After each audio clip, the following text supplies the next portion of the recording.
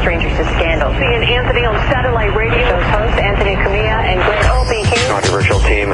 Comment. Profanity linked to Opie and Anthony. Opie and Anthony apologizing for yet another raunchy gag. The Opie and Anthony show. Is this the last straw for the raunchy radio duo? We gotta completely take down regular radio. We gotta fucking just destroy it. I want it like it was, where, you know, language was realistic and raw. Destroy it. Sexual content is realistic, and just fucking people reacting with people is realistic. Sit the fuck back. I'm being a trumpeter. I got a catchy name. Shit radio. All right, we hit a low here. We have contact. Oh my God, Jimmy's face is all over her pussy. Oh, look at how small my butthole is. That's funny. This is shit radio. And it fucking stinks. It stinks. But enough of this palaver. Let's get the show on the road. Let's do it. Hey, look, we're broadcasting again. Hey, look. Jesus. Yeah, probably. Not probably. That's the only thing that sucks about this job. Is that you have to do it again. Now do it again. And you have to do it again right away. It's the only thing that really sucks about what we do. Yeah. We know that we had a great show yesterday. It was great. We just know it. We Ozzy. We know when we suck. We know when we're great. So you don't really have to tell us either way, to be honest. But Yeah. we do like when you say how great we are. And then you kind of sleep on it, and now it doesn't matter. Now we got to do it again. That was in the past. How the fuck are we going to top yesterday's Ozzy Osbourne show? That was in the past. We now are in the present. I want to thank everybody who said that our interview wasn't forced. Thank you for that. Thank you. Yeah, because we don't force things. We just hang and just go with the flow, man. Yeah. And Jimmy was just great with Ozzy Osbourne yesterday. I told Anthony. Jimmy, Florentine, having him in there, because Florentine just knows fucking metal, knows rock. Yeah. With that voice of Florentine. Florentine's voice. He dumps in shoes. It was just, what a great time with Ozzy. It was phenomenal, man. Fun, man. No secrets here, so I told Anthony before the show, I think Jimmy has multiple personalities. Oh, my God, yeah, we were talking about I'm like, I'm convinced that, look, we all have issues. Let's start right there. I understand that. I go, but I think Jimmy might have multiple personalities. Because I'm editing the video that I got on my flip. And you're just a different guy in front of Ozzy. Really? You're just a very different guy. Yeah. You're not bad. I mean, you did great. You were getting your laughs out and stuff, but you're just different in front of Ozzy. When Ozzy I told Anthony, comes I'm like, I don't know this guy. I was looking on my little HD flip last night when I was editing. You know what it is? All the entire week, I guess, or whenever you got the book before Ozzy came in, you're reading through it, laughing, marking the pages with the little Post-it notes and everything. And then when Ozzy came in, you're ready for a goddamn CNN interview with Ozzy. You do get a little tripped up when Ozzy comes in. I get very tripped up. You look almost like Mike Wallace. You had all your papers in front of you. All your notes, you're just these are ready the to important rock questions with I Ozzy. got to ask. And then Ozzy sits down and I'm Mr. Marshall. Well, I know that's going to happen, so I have to have notes. Yeah. I know I have to have notes. But what's weird is It's adorable. anyone else that comes in, it's not the same person. Yeah. Like Jesse Ventura, you're ready to punch him in the face. It's just. It only happens with Ozzy and Gene Simmons, I think. I can't think of another guy it happens It's with. Luca Brasi going to the Don to tell him he hopes his grandchild's a masculine. May your first book be a best-selling book. Not that it was bad. Don't get me wrong. Don't get me wrong. It's just, you are the number one authority on Ozzy information, because that's what's good is Jimmy's the guy going hey, Ozzy, this back in fucking 75 when you did this and that, this stuff. Oh, yeah. And it brings that out in him. But it's You are so focused on Ozzy. It's hysterical. It's hysterical. It doesn't help You're that a child. It doesn't help that Jimmy has to sit probably 6 inches away from him, too. Oh, I know. So it's the best. That's one thing people like about the videos we post. They go, wow, I didn't realize, like, Jimmy has to sit so close to the guest. Yeah. Jimmy will turn to ask a question, and he could pretty much tell if the guy has bad breath or not. Well, Ozzy kept, every time he would, like, if he would answer me, a lot of times he would kind of, like, lean back in his chair. Oh, but yeah, I realized just to get some focus. Yeah, like, and we're talking, we're very just close. To get, I mean, I know Sirius XM did the best they can, but, the studio's just not, it could be way better. Like, there's not enough room in here for what we do. I actually liked it yesterday. I liked the video, too, because from Opie's perspective, you can see Ozzy, and then you can see the rose, and then you can see me, almost as if a rose were placed. Well, a rose was strategically placed between you and Oz. Well, that's the next point I'm going to make. The video up on my YouTube channel. It looks good, man. Opie Radio, but we're doing a product placement officially. Man, I got beat up. I'm like, and I'm trying to explain to some of these people. I wrote them back. I'm like, look, we're not doing product placement. We didn't realize that the I Hate Steven Singer rose was in the middle of the table here, pretty much blocking out Jimmy's face almost. So he's going to be happy with that. If the roses that Anthony's talking about, pretty much every 5-10 minutes. Oh, the gold-tipped roses, of course, 24-karat pure gold. Yeah, but one just happened to be in front of Jimmy and Ozzy in the video the entire time. The rose is probably bigger than Jimmy's head because it's closer to the camera.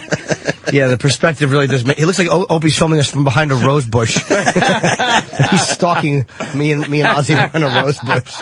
Well, it's hard to film and try to do radio at the same time. I forgot my tripod yesterday, so I just kind of, whatever. I think it looks good like that, actually. Yeah, it looks all right. It's a pretty cool video. I titled it Ozzy Osbourne is Hilarious. I decided to just go with all the fucking punchlines and one-liners and funny stories he was telling. It's a very story funny after story. And you've said for years how funny Ozzy is. Now I'm officially in. Plus, him being sober for as long as he has been, a lot of people said, wow, I noticed a major difference with the guy. Major. Way more focused, can understand him more. I noticed it at the Sunset Music Festival, just watching him sing. Like you can tell when he's on stage, it's a different Ozzy. Completely. He looked healthier. It was nice to see. I was happy. He's in his early 60s, and he looked much healthier. He looked really good, yesterday. He had color in his face. He didn't look like saggy, like he was just kind of sitting there and saying he was fucking right on the money, on the ball. The tremors, he talks about them in the book, and the tremors have really subsided. I didn't notice he was shaking as much really as he used to. Not at all. Almost like minimal. It's kind of creepy. He looked like he was about 10 years younger than the last time we saw him. Right? Yeah. When you say? Yeah, he looked good at XM. That was 2005. But I'm sorry, we saw him recently, actually, at K-Rock a couple years ago. Right.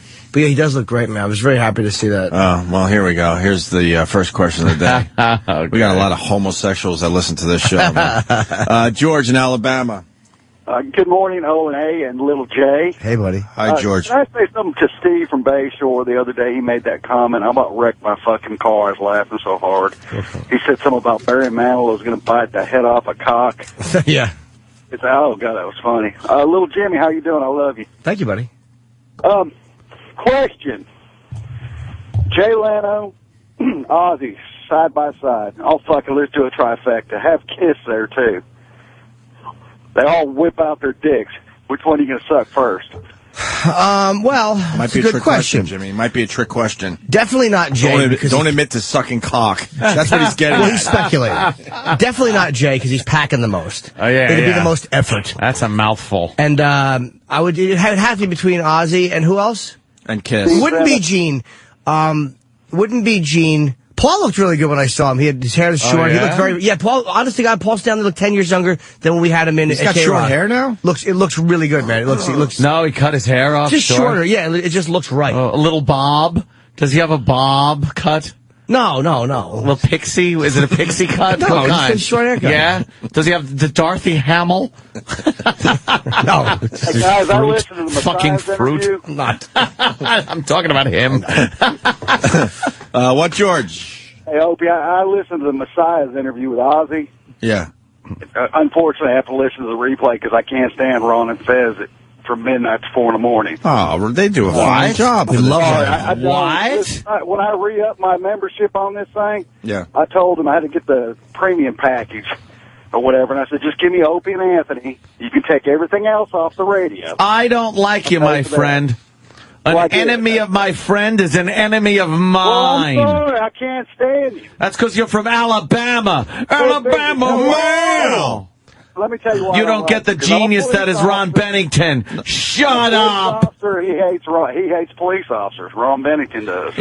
Well, he's brought up in that thing with the man, drug culture, man. We love Ron. The cops were hassling him back in the day, man. Don't you worry about Ronnie. He's a very law-abiding citizen now. He is. The fact that he's a pinko queer is irrelevant. Exactly. I listened to both interviews. You guys, your interview was a million times better. Thanks, man. We didn't solicit feedback, but I certainly got a lot, and people said ours was way the fuck better because it wasn't it was forced. hilarious. No, thanks, man. We're all just hanging out, letting Ozzy be funny. That's true. That's a weird concept, to let your guests talk and let them be funny. You don't always have to make it about me. What, George? Jesus. I said Ozzy was so late. What are you, lonely? More comfortable interviewing with you folks. All right, George. This is the best we can do for you. Wake up your wife and talk to her. We got a show to do. Bye, George. All right, let's go to Fontaine. Black listener. A second one, please. Oh, that wasn't supposed to happen. Oh, you're only half and half, Sam. Hey, Jimmy. I'll bet you want to do that same joke with the N-word. Exactly. Refill, please. Well, okay, sure. Why not? Yes, Fontaine. What's up, Fontaine? Hey, Jimmy. Good luck this weekend, by the way, at the Richmond Funny Bone. I hope you have great sets, and I know you will. Thank you, man.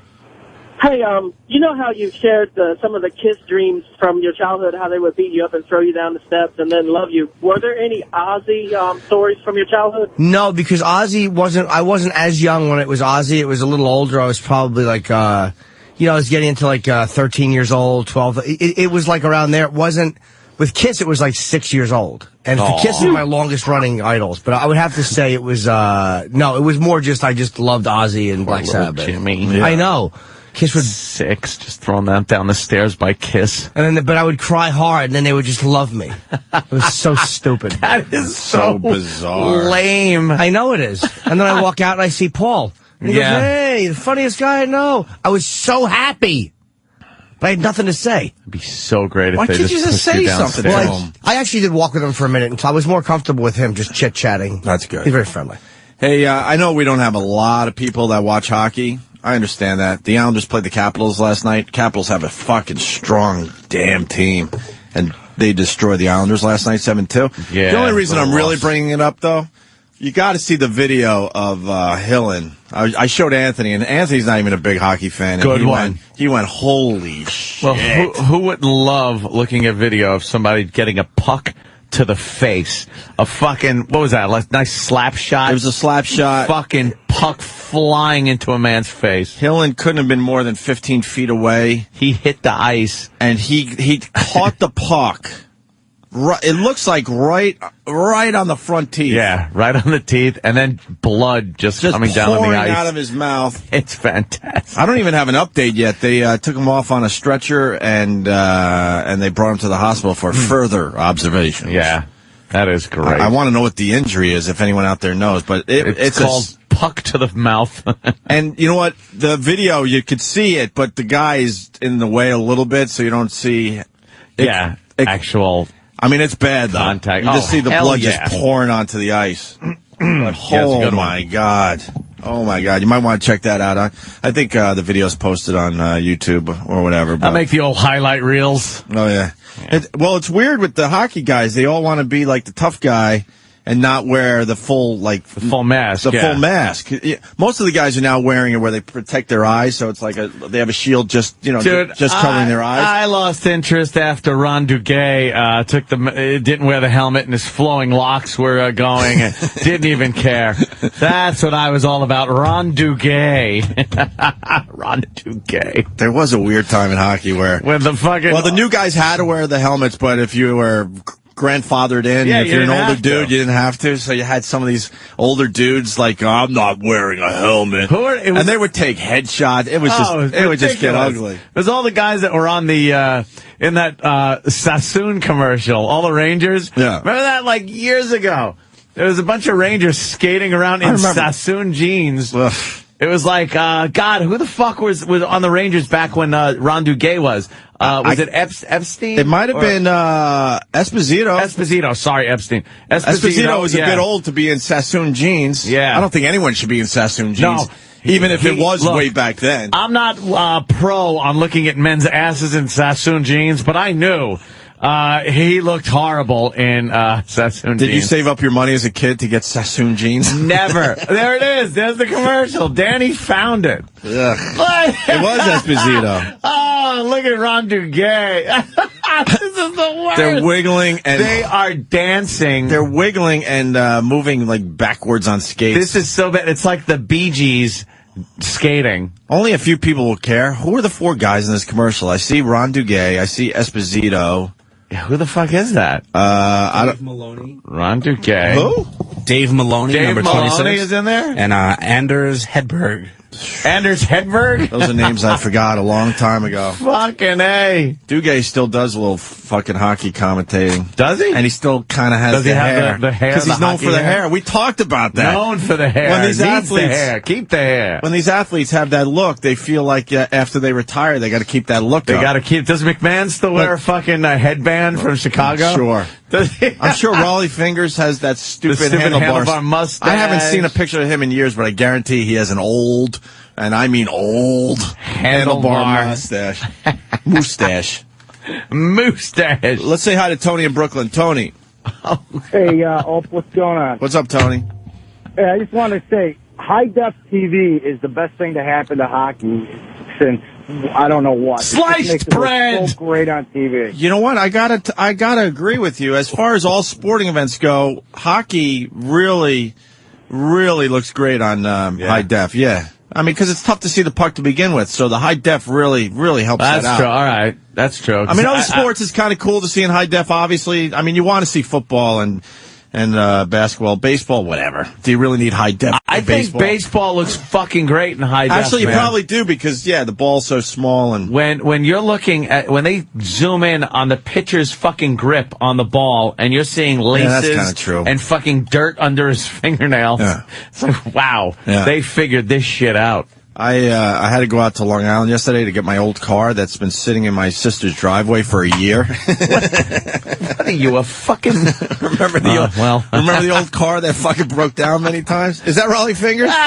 You're right. I was right. He still has to do the fucking mustache. His mustache. That's a mustache. Oh, my God. And he colored it in with Sharpie pen. Yeah, it's really dark. Like black. He's completely gray now, but he's got his Sharpie mustache pen. is dark. Does he smell like mustard? Do they always smell that mustache wax that have a scent to it when they have to roll it up? I would assume. Yeah, probably get used to it. Probably smells like that hippie shit. That what the fuck is it? Patchouli? Patchouli? Yeah, probably has that. Or fucking Jennifer Aniston's twat. We want to bring that back up. So I got my old car because I gave it to my brother-in-law. He needs a car, and it's just been sitting in my sister's driveway. I brought Kenny out there. And we had to jump start it in, and we had to wipe all the pine cones off it. What the year Burr is shit, this? And I drove that back to the city. Wait, you went out and got it for your brother? For my brother-in-law who came out from Philly, so we did a little. And what year is it, or model? Or It's 2001. It's a 2001. Has 104,000 miles. Don't say like, hey, it's 2001. It's still in the decade. I just bought my new car is now officially a year old, and the car I had that before that one was my 2001. That was your Jeep? Yeah, the Jeep that I got when we signed the big contract. Wow, that's the 2001. Wow, huh? All right. It drove nice. That looks old. It drove nice with no registration, no inspection, no insurance, no plates. Are you shitting me? You did that? Some of those things I didn't have. Let's just put it that way. Some of those things. Good. Some of those keep things. some plausible deniability there. Man, I found the back way back into Manhattan. I'll tell you that much. Is there a back way? Oh, there is a back way. Now I know. Now I know how the terrorists get into New York City. No police. Hell no. Skipping tolls and the police. Damn, man. Because this car looks so... This car was just begging to be pulled over. Just filthy. Oh, Looks my like it was God. Stolen from some lot. Just begging to be pulled over. Yeah. But what was my point? Oh, fuck. I was listening to the news. There was a point to this fucking story. Damn it, I hate when you lose your point. It's just a basic one. I'm listening to 10-10 Wins, and fucking baseball. They're they're starting that up, kinda. Yeah, what was I fucking hearing? What was it, a mini fucking camp or something? I'm like, yeah. And then I quickly looked down, I'm like, it's January 26th, meaning, it was yesterday. I'm like, the Super Bowl hasn't been played yet. But it was some kind of mini camp, and I mean, spring training doesn't officially start until I think the third week, something like that in February. But we're here. Yeah, baseball is kind of starting to rock and roll again. Creep up. Did it just end? They want to make their money. That's what it is. I mean, you only gave up on your Yankees hat it like a week ago. back to my tactical wear. What's it start in April? Opening day? I mean, the real games in April, sure. Yeah, but I mean, they're starting to kind of. Yeah, that's true. I like the old days when the baseball players had to have a second job, so they didn't really have a spring training. Johan Santana left his first bullpen session of 2010 with a smile. So he had like a bullpen session Tuesday morning, day 2 at the Mets, 14-player voluntary mini camp at Tradition Field baseball complex. So, yeah, they're actually doing something. That's fucked up, man. Let me say hi to Eddie in St. Louis. Eddie! Eddie! I think it's a pleasure when the Islanders come to St. Louis to play the Blues. I just want to say a couple of things. I like it when you talk about the hockey. It's really underappreciated. But this commissioner that we got right now, he doesn't know how to sell the game, but he wants to keep it as savage as possible. There's about 50,000 hits per season, and I think he said that only about 10 to 15% of them involve the head. Right. So there's not going to be any type of big rule changes, but I think they should get rid of the blue line, get rid of offsides, get rid of the instigator rule, and really open it up, make it violent. We got a new head coach in St. Louis, and we're averaging like 4 or 5 fights a game. Tickets are selling like crazy. That's what people want to see. You don't have that in any other sport, the brutality. Well, we don't have any fighters on the Islanders right now for the most part, and most teams don't really dress a enforcer anymore. No, God, I mean, you remember Tony Twist? He was a bad motherfucker. Dude, every team used to have a guy. He could barely skate. His whole job was to go out there and fucking smash some heads. Yeah, that was his whole job. Goon it up. And there's not many teams that dress an enforcer anymore. The Islanders barely fight, so God bless you, because the more fighting, the better for me. I love when they fucking fight. And when there is a fight when I go to the games, the kids are they're actually standing on the seats. They're loving it just like the adults are. Yeah. I'm telling you, that intensity at the end of a baseball game, the 7th, the 8th, the 9th inning, it's like that the whole fucking time at a hockey game. People just don't understand. And I'm a baseball junkie, but when the season comes around, I fall in love every time. I guess I got to go on like the Hockey Network to really get into hockey talk. I'll say this much, and then we can move on. My problem with hockey, and it's getting more and more frustrating. He's listening to himself. Most of the time, you watch a hockey game, your team is just trying to control the puck. Yeah. It used to be when I first got into hockey, there were a lot more plays that were set up and a lot more, that type of action. Now it's all about just trying to get the puck and control it for a couple seconds. Really? Because these guys gotten so good. They're so fast, so quick that it's just like take away. It's in the corner. They're fighting for the puck. There's not a lot of, setup and playmaking anymore. I haven't watched a full game recently, but yeah, I kind of remember get into the zone. Right. And then you're doing a lot of passing back and forth, waiting for the opening. Yeah, coming up ice, they're setting up a nice play. Yeah, you don't get much of that. You get that when there's a power play. Right. Or when it's 4-on-4, if you want to really get technical, when they go OT. But now is it just slam a fucking shot into the goal? Dude, they're just hope for the best. They just fight the entire game just to try to get control of the puck. Hockey definitely has some issues. They got to figure it out. They got to open up the play. They have to. I think they just got to go with a bigger rink to give these guys more space to maneuver. A little more ice. That's whatever. But now we're getting probably too deep into the hockey discussion. But check out the... Deeper than Mad Dog ever gets. Huh? Deeper than the Mad Dog ever gets. Oh, fuck. I don't talk about hockey. We talk about hockey way more than Mad Dog does. I know. I don't like the sport. Way more. Way more. Anyway, what else is going on? Oh my God! What else is going on? What's up with this tablet? I'm not a big Apple guy yet. Apple coming out with another amazing device. God, these guys aren't they something? Great, yes. This appears to be. Now there isn't any. I have disclosed, by the way, I do own Apple stock. Let me disclose that really? before I say anything about Apple. I will disclose that I do own Apple stock. Do I have to disclose that I'm an asshole who should have bought it when it was 80 a share, but I didn't?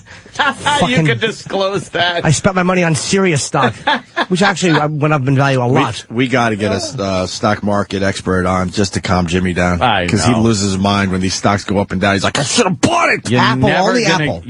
going to get in at the absolute low. You're never going to get out at the absolute high. You just got to hope to get in lower than you sold. Only Apple. That's it. It's honestly the only one, because to me, that was the ones like, Apple's so good. You know what a good time to up. buy Apple was?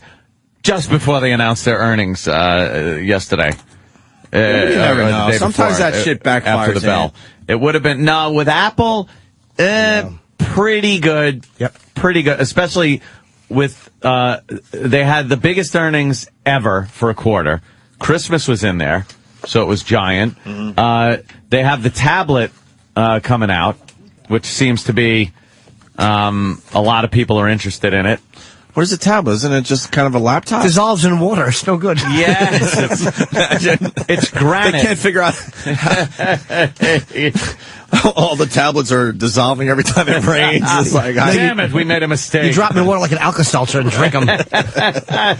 Quickly send an email before your tablet dissolves. A lot of people are saying it's a big version of an iPod, but it's also mixed in with their computer. So, you get a virtual keyboard that you can use on the tablet, but that can be pulled away when you don't need it. You're looking at a website. Oh, you slide you're looking it down. At stuff. You slide that it's shit all down. touch, right? Yeah. So it's all touch like the iPhone. You're sliding things out of the way, and this is all speculation because they haven't shown it yet. When are they debuting this? Today. This is announced today. Apple has a big thing today for 10 Pacific, so 1 p.m. Eastern. I love their fucking press conferences. You sit there and watch those things and just cream over the next product that you want so badly. And not only are they going to most likely at this point definitely announce some kind of tablet, but I think we're probably going to get a sneak peek of iPhone OS 4.0 as well. Yeah, they're going to what does that mean? Upgrade. It makes calls. Makes calls. It's the phone part of it. Yeah. I'm a Dell guy. I'm just a dope when it comes to Apple talk, but my dumb observation, this tablet. Yeah. If they introduce this as the iPhone, people would be like, what the fuck? It's getting bigger now, and all of a sudden we're excited about this. Remember, things were giant. There was a time, there was a 2-3 year period there where everyone was all about, oh, look how tiny my phone is. You had to get the smallest phone possible. Yeah. Now, as human beings, we just out of nowhere gave up on that. We don't care that they're small anymore because we want them to do a lot more shit. Want it a little bigger now. We either have Blackberries or the iPhone or something similar, and now we have no problem getting something bigger than that. Yeah. What is going on? Initially, computers, obviously very big, bulky, low power, and then they got smaller and smaller. Right. To the point where your phone was your computer. A lot of times, I don't need to carry a laptop with me. As long as I have my iPhone, go on vacation, you can do everything you need to do. So we should have probably just kept our original computer, because I guess that's where we're going back to. Now we're just going to get big and bulky again? Yeah. But it's been a waste of time all these years. This tablet is, a bigger version of the iPhone, that I think they're talking about, corporations using it, education, things like that, and a lot of the private sector using it. If you look at CNN and see how they use that big screen in there, and they're just sliding things over off screen, pulling new things up, that's what you're going to be able to do with this. You watch CNN? I thought you only watched Fox. I watch both. Yes. I pull up my all news channel and very interesting. I look around. But this is a huge announcement for Apple, and we'll see what it does. So the average Joe will not be getting this right off the bat? I don't think right off the bat. I think a lot of business people. I think it's like the iPhone thing, which sold Hugely well. It sold great. How many iPhones in the last quarter? 9 million? Just shy of 9 million iPhones in the last quarter. Last quarter. But when it first came out, they were hoping to break that 1 million mark at one point, and they got to it a lot sooner. But that was kind of a techie thing. You know, everybody didn't go out and get the iPhone right away. They had to see their friends that had it and say, holy fuck, I want to get that. And I think the tablet is kind of doing the same thing. Dell has a computer where the monitor is a touchscreen. Wait, what'd you say, Ant? About what? I didn't hear you. I was reading email. What'd you say? I said that Dell, yes, Dell had...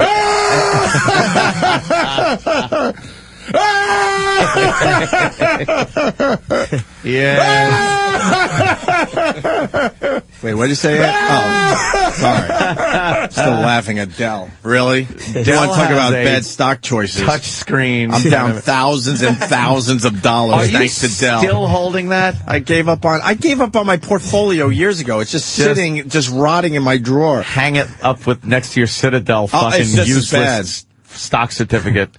Fucking piece of shit. You said Dell? Farmer in the Dell.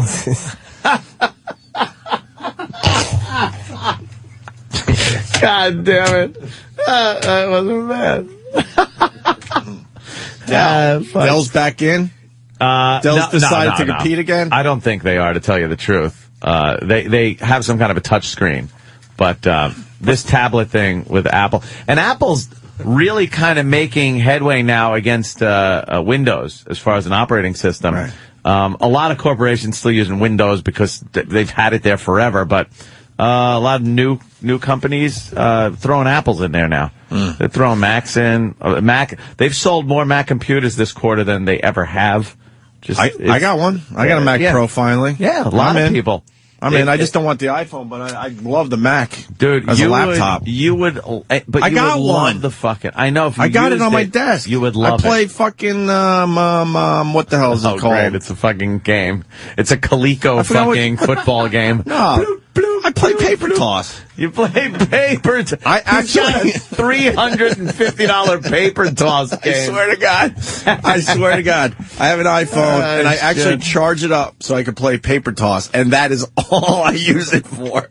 Once they, you know what? Once AT&T loses the exclusivity because Apple is very unhappy with their shit performance. Yeah. They're going to introduce one for Verizon soon. Once that happens, I think the iPhone will. Well, that's it too. Really yeah. kill the BlackBerry. Once they get out of that exclusivity with AT&T. Look out, folks. It's over, Johnny. The iPhone, they say a lot of corporations are starting to integrate the iPhone into their business instead of the BlackBerry, which a lot of companies, they're just stuck. There's too many BlackBerries. It would just cost too much money to switch over and train people and all that shit. But for the most part, I'm sorry. I've seen both. I might be a little biased because I have an iPhone, but can you slow down a second? Yes. Businesses. Yeah, they'll use BlackBerries exclusively, and they give all their employees or their the ones that matter a BlackBerry and all that. Yep. Now, companies don't do that with iPhones, right? In general, I don't know of one company that actually hands out iPhones like they hand out BlackBerries. Some do. Younger companies are doing it. Okay. And some companies have people that just, I guess you got to buy your own fucking iPhone and use it that way. But I think you see in the future, especially with if Verizon gets in there, T-Mobile, things like that, and not just AT&T, it's over, Johnny. Do you know BlackBerry how stupid they are? In this time that they had, where AT&T was just really the only thing making the iPhone look like shit, and the touch one they come out with is the Storm. It was like you guys had a window to come out with a phenomenal touchscreen that people would have been happy with their BlackBerries and kept it, and they blew it. It's easier said than done. I'm with Anthony. People at fucking Apple are geniuses. They know how to fucking build the shit, market it, and it's not... You know what the best thing about it is? Yeah, sometimes shit fucks up, but it is not a buggy system. I've been amazed over the years when you buy a Mac... you're not stuck with like a system going like, oh, now I got to wait for this upgrade because there's a huge bug problem. Yeah, because they released it 3 months too early. But I'm a BlackBerry user. I think what happened with the storm, my cell provider, I go to this one store, and right off the bat, he goes, do not buy this. He knew. But Really? I think BlackBerry panicked. And they thought they were like, we got to get a touchscreen out there pronto because we're getting killed with this iPhone thing. But the fact they made you push the screen in, they thought that people would used to using the BlackBerry with buttons that they wouldn't be able to adjust. I never even tried one, to be honest with you. I had that phone for a very brief period of time, and you hated it, right? It fucking sucked. Because fucking Danny was a BlackBerry guy. Yeah. He moved over about a year and a half ago. They're nice. I mean, look, BlackBerry's really nice if you like getting like all your messages right away and being, completely in touch with everybody every second of the day. And it really just got obnoxious. And then when I switched over to the iPhone, it was just like, wow, I could kind of... I mean, you could do it with the iPhone too, but it was kind of nice to take a step back from all that. Sure. And I was, you listen to fucking audio of me talking about Windows-based computing years ago. I was so anti-Mac. It was ridiculous. There was a time you were? Yeah. I don't remember completely. anymore. And now I have one Windows computer that I use for, shit I need Windows for. That's what I got now. I got my main computer Windows, but I'm Mac Proing my ass off. Laptop, I sit on the couch, pop open my fucking MacBook, and that's it.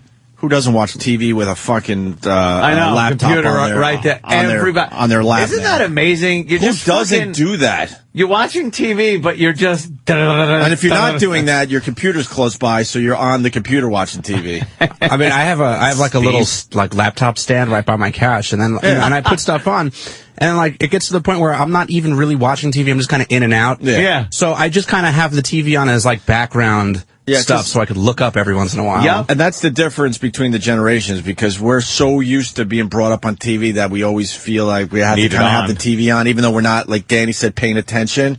I imagine the younger generations, they're not even dealing with that. They're just on their fucking computer without the TV. Because I'm so behind on stuff that I do like to watch, because I'll put like, like Dirty Jobs on or something. Yeah. And then I realize by the time it's over, I'm like, I don't even know what the fuck he just did. What did he do? What filthy job? I'll do it the next day, and I have to restart the same episode 4 or 5 times before I watch it. Sam, what do you got, brother? No, I was just going to say about the tablet, they're also looking to put the Kindle out of business with it. Yeah, I was about to get into that, because I'm a Kindle user. I'm starting to read again, and the Kindle makes you want to read. It's bizarre. I don't know why, because what's the difference? It's fucking words. But once you have just presented differently, so now I want to read again. Yeah. And I do have the Kindle, and it doesn't do much. So if this freaking tablet is also capable of downloading books, man, Kindle's in deep trouble. Doing, yeah, deep trouble. Yeah, but I mean, the price point on a tablet is going to be more than the price point on a Kindle. So I think people who specifically want an e-reader will still get, the Kindle. But I'm already looking at my Kindle going, man, I wish this would do more. Right. But all it does is download books. I like it because it's small, though. It's really easy to carry, so I just throw it in my carry-on bag. I don't mind having it separate. I don't know if I'd want to. Yeah, but you're not gonna grab your Kindle and a tablet. Yeah. Or you'll have both when you travel, do you think? Yeah, because both are probably very thin. Are you gonna get a tablet? It depends on what the reviews are on it, and I don't know if I'll get it right away. I just got a new laptop. The reviews are going to be ridiculous. I bet it smells good. I can't wait. How about when you open the box and just go, new electronic product? Yeah. What smells better than that? Pussy, Not Jennifer ass, Aniston's tinkle. pussy. A lot of things. A good fart. Ozzy's cologne. Well, Ozzy did smell very nice. Smells rich. And always smells rich. Always different too. His colognes. Every time he comes in here, he's got a different one. His jingling jewelry. Yeah. I like those wings he had. That was pretty cool. Yeah, that was fucking cool. He had a necklace with like 2 gold wings with diamonds all over him and shit. He wouldn't give me anything. I was like, I know. I tried for you. I talked about it right away when I he walked in, hoping you, he was going to give it to me before you walked in. Yeah. Like you were in the bathroom and he came in, and the first thing I said is, "Wow, that is a nice necklace, wings with the diamonds. Please, Ozzy, give it to me. Just give it to me and make Jimmy fucking shit his pants when he comes in." Imagine if I went, look what Ozzy gave me. Do you know how annoyed I'd be? That's all I'd think of. I'd be like, dude, hey, necklace, what do you... Oh, Anthony. You would have fucking lost your mind. Hey, before we move on, could you tell me what Dell is at? I forgot about my Dell stock until we started talking about the computer thing. Now, you bought in at 40-something and 28 something, and then to try to make some of my losses back, it went down to 28, and I'm like, well, it's got to go back up. So I bought in at 28 too. Oh, you try to average in there. It's at $13.68 a share. That's now. That's what you want to see. Well, maybe that's what you want to see. What's the year high? The 52-week range is $7 to about 16 to 17 bucks. So I'm still $12 a share down from its highest in the last year. It's moving. And 20, let's call it $26 down. Can you show me got it twice. A 5-year chart on Dell? You don't want to know. This thing Let's see the 5-year chart. Like I said, bought it at 28 and somewhere in the 40s. It hasn't come close to the 20s. Oh my goodness! You can see about where Opie was sitting pretty at 40. It hasn't gotten up to where you need to sell since July of 2005. Jesus. It's almost 5 years slump you're in. Holy shit. My portfolio sucks. You know what I could have bought with that money? I know. Between the Citadel stock, which is officially worth nothing, we lost over $100,000. Oh, my God. I should have played blackjack with that money. Yeah, right? I would have had a better chance on the blackjack Double your table. money. Fuck. All right, the droid, the tablet.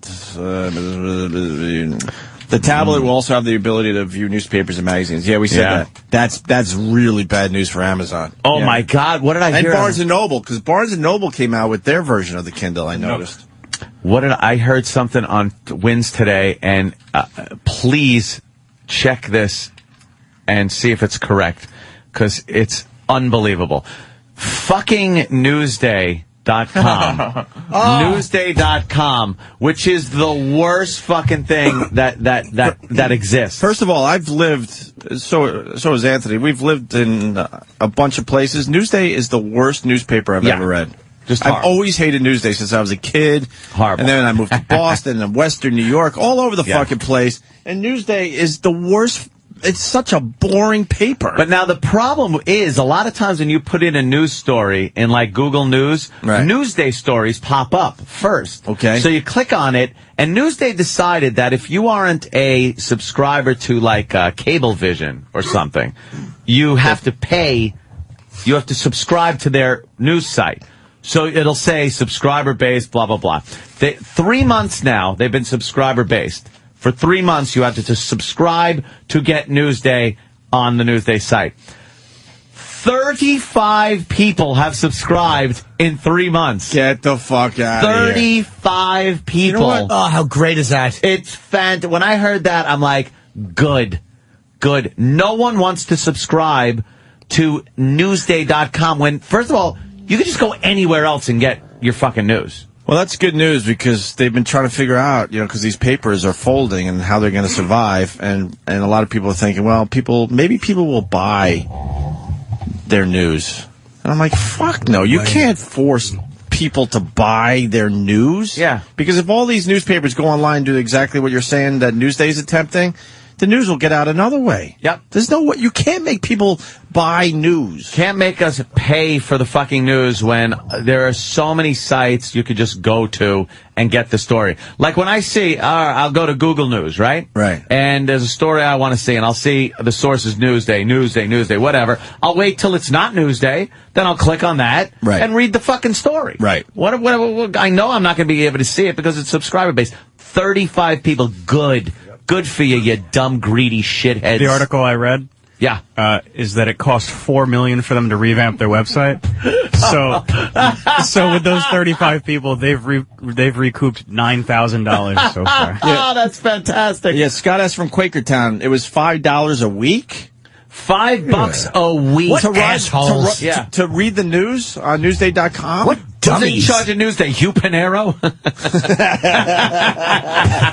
Douche. Take that wherever you are. What fucking assholes. Threaten people to breathe in their face if you don't fucking cough up some cash. Well, that's good news, though. That's really good news. That it's I know. I heard that. I was like, what? Did they say 35 or 3,500? You can't expect people to pay for the news. No fucking way. $5 a week. What idiots. You know, they're in trouble. They got to figure it out. You know, that ain't it.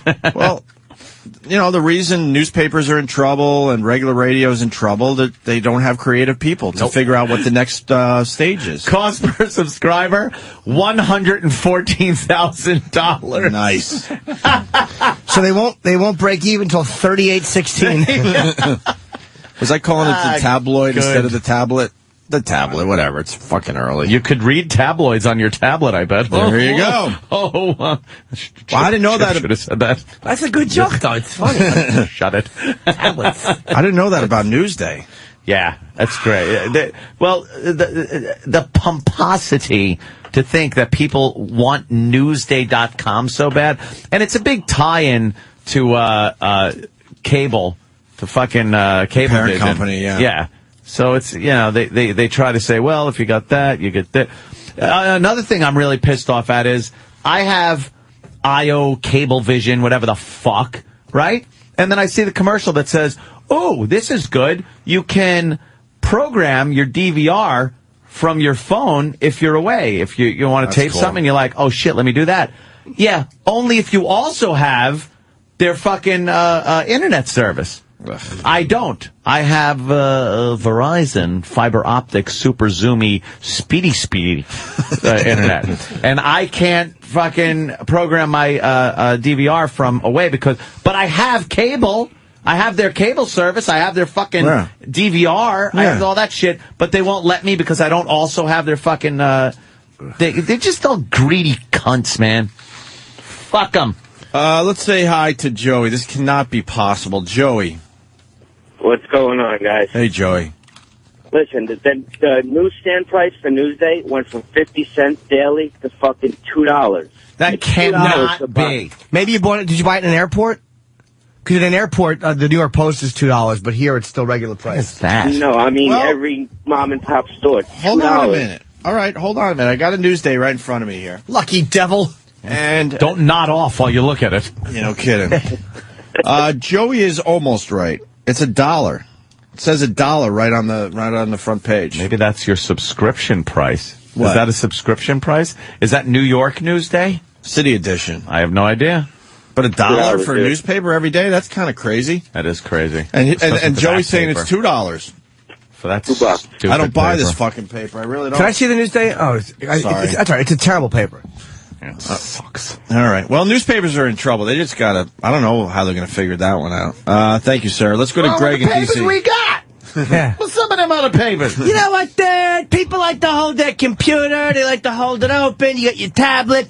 Boom, you read a little bit there. You zip, boom. You listen to some music. Got your coffee. Got your cigarettes. You're fishing. Got your other obsessions to take your mind off with a 0 yard. You know what, I'm doing a movie with Bill Burr and Joe DeRosa. Why would we ask Jim Norton to be in it? Oh, yeah. You know what, Dave? I saw that Twitter. What the fuck is he thinking? All of them. Why? Well, yeah, what the fuck? Why not put Jim in? And I want a legitimate answer. Someone at the Comedy from Cellar? That piece of shit. You don't know the Comedy Cellar. Our Jimmy Norton isn't in that movie. Not even in a little part. Or even asked to be in it. Yeah. So you could say, fuck you and your piece of shit whole movie. DeRosa, Bill, and Bob. Hello, Bill. What the All those fuck? ungrateful bastards. Let's say hi to Greg in D.C. Greg? Not even right. We'll have to get Kelly on the phone to defend himself. Greg. Good morning, boys. How you doing? I wanted to call in and ask Opie if he gets his stock tips from the same placemats he gets his news from. Wise ass. That's pretty good, though. Don't you know? I just fucking suck at picking stocks. Yeah, you got. You know something? I don't even pick them myself. Yeah, that's the problem. You gotta. And then you know what, my brother dig right in there with E-Trade or whatever fucking personal trading program you got and do it yourself. Dude, my brother, and this is what's sad, you'd think it would rub off. My brother was a Wall Street stud. Yeah. You know, when the whole market went really bad, he lost his gig, but they want him back bad. There's a lot of people trying to get him, and he's like, fuck that. And he's just day trading. Yeah. And doing very well. You would think some of that knowledge would have rubbed off. I pick my stocks. I go, BlackRock! I invest in that. Spike upwardly, please. A dividend. Why do they do that? BlackRock. Earnings report, please. Yeah. Terrible. Wow, I don't know if this is true, but this affects us. Well, you so got a let's mic in front of you. Once you say it, no, it's a phone call. Joel in Jersey. Joel? How you doing, guys? I worked for Apple for a number of years, and basically they have a corporate plan to destroy the satellite radio. It's not that difficult to explain. Basically, you guys have a virtual monopoly, and it's the least effective corporate monopoly I've ever seen in my life. There's not much competition, so Apple is going to contract with the technology for the iPhone starting in March, I guess, with Pioneer, and they're going to have a system installed in new cars, and they're going to be able to put the internet radio in the cars with the desktop technology. I don't know if you know this, but that's the #1 place to get new listeners for. But this isn't anything new. The problem is getting Wi-Fi that is all over the place, Right. like doesn't drop out. It's like getting music on your cell phone right now. You know, you're going to get some dropouts. Well, the thing with satellite is it's there the whole time you're fucking driving. Once they figure out satellites. What? They're planning to get their own satellites and piggyback on them. Do you know how long it takes to launch a network of satellites? We'll be retired by then. So you're talking by March? Right. No, these products will be available with a functioning infrastructure in March of this year. Well, look, March of this year, they're going to launch. Wait a minute. They're going to launch satellites. Pioneer is planning to use, I'm pretty sure they'll be piggybacking on a pre-existing satellite. Piggyback on what satellite? Yeah, how do you do that? GPS satellite? All of a sudden it's going to be blasting music? Honestly, no, this is all going to be based on the network of the iPhones. I understand, but you can't take a satellite that isn't proprietary to, like, bouncing music off of it, like our rock and roll, our satellites here at XM, and the other one, I don't know what they call it here at Sirius, but you can't then just take some old fucking V'ger. They're not going to take V'ger and start playing music on your iPhone. It's going to take longer than March to launch a satellite. I agree with you. That is where the future lies, believe me. I love the fact that when I'm in my Mustang, I plug my iPhone in and play everything I downloaded right off of my stereo system. It's great. Listen, I mean, I just want to say that there's a reason that most of the major houses have downgraded the Sirius stock in the last couple of months. I mean, we're giving out directives to all kinds of people. You know, they're not planning to buy it, and it's because this is coming up. Well, Sirius has had a nice run lately, though, with the stock. And there's competition. I grant you that, sir, but by March, there will not be satellites orbiting this Earth that will feed iPhones music. I will guarantee you that. I'm not going to take that bet. I just Plus, there's only a limited amount of satellites that you could have. Like, I remember, it's probably not 100% accurate, but, you know, as far as geostationary satellites go, there's only so many that you could have. There's so many and, like, there. there's no more room. There's no more room. For, like, more satellites. That's why it's very complicated if you want to get a satellite up there. Yeah, actually, look, Eric Logan probably about 5 years ago, warned Anthony and I. He took us to dinner. He goes, you know, the big competition for satellite radio will be Wi-Fi. And when Wi-Fi is available across America, that, you know, satellite radio is going to have some problems. Exactly. But then that's when it comes down to content. Yeah, exactly. But the thing is, getting Wi-Fi that is dependable with no dropouts. Now that's tough. That's definitely a bunch of years away. I don't know how many. Very fucking tough. What you guys are missing. You move around your house too much, and the fucking thing right peters out on you. They're going to have a satellite, but it's going to be lower. They actually are going to launch. It's going to be 150 feet off the ground, zipping around. You know, who the hell would sell that kind of satellite? You know how nervous that would make a lot of people. What would happen is there's a big beeping sound that comes, beep, beep, beep, and everybody in town ducks. You duck? Where are we going to get this? From Ted's fucking satellite Everybody emporium? runs into bomb shelters. You know how many nervous Nellies you would have? Oh, my God. It's going to be called Pandora, guys. That's what it's called, the service. All right, Joel. Pandora, like we gave you your time. Thank you. We understand satellite radio has some issues to figure out, and there's going to be more and more competition. What that guy as we said move is on, 3,000% wrong. Of course it is. Because I was just reading that story. It has nothing to do with, there's no satellites. It's just Pioneer is getting involved with Pandora, and it's... I mean, yeah, it has nothing to do with satellites. It has nothing to do with Apple. Like, or Apple, right. Oh, my God. The guy, that's why I love when some people call and you call them out on it and they will not fucking give up on the story. But the only part of his call that is true, the Wi-Fi thing, is definitely a concern. But it's, as it continues to grow. I'm not sitting here with my head in the sand saying, oh, don't worry about it. But getting a dependable Wi-Fi coverage that covers the entire country where you can drive in your car and get Wi-Fi is ridiculous. But don't you think at that point, Sirius XM will be way ahead of the competition? They're organized as far as, you know, the channels go, the content. Look at us petting the dog. And how about what's wrong with me? I think I have a fever. How about having Sirius That's what I was getting at. Also, where you're not just going away. Our satellites are useless. Why wouldn't they jump into the whole Wi-Fi world when that does become something that is big-time competition? You put out a product that gets Wi-Fi, that receives Wi-Fi, then you have all this content that they have already, instead of an upstart company that's now got to get content. Have you ever tried? You have content. It's like, we understand. I'm a student of this damn radio thing, and internet radio is appealing to me.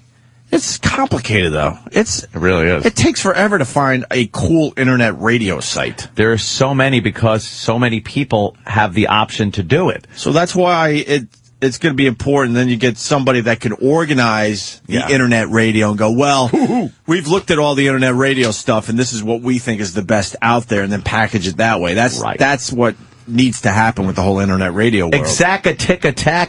And that's something satellite radio Sirius XM is already doing. Yeah. Why don't we take our first break? No.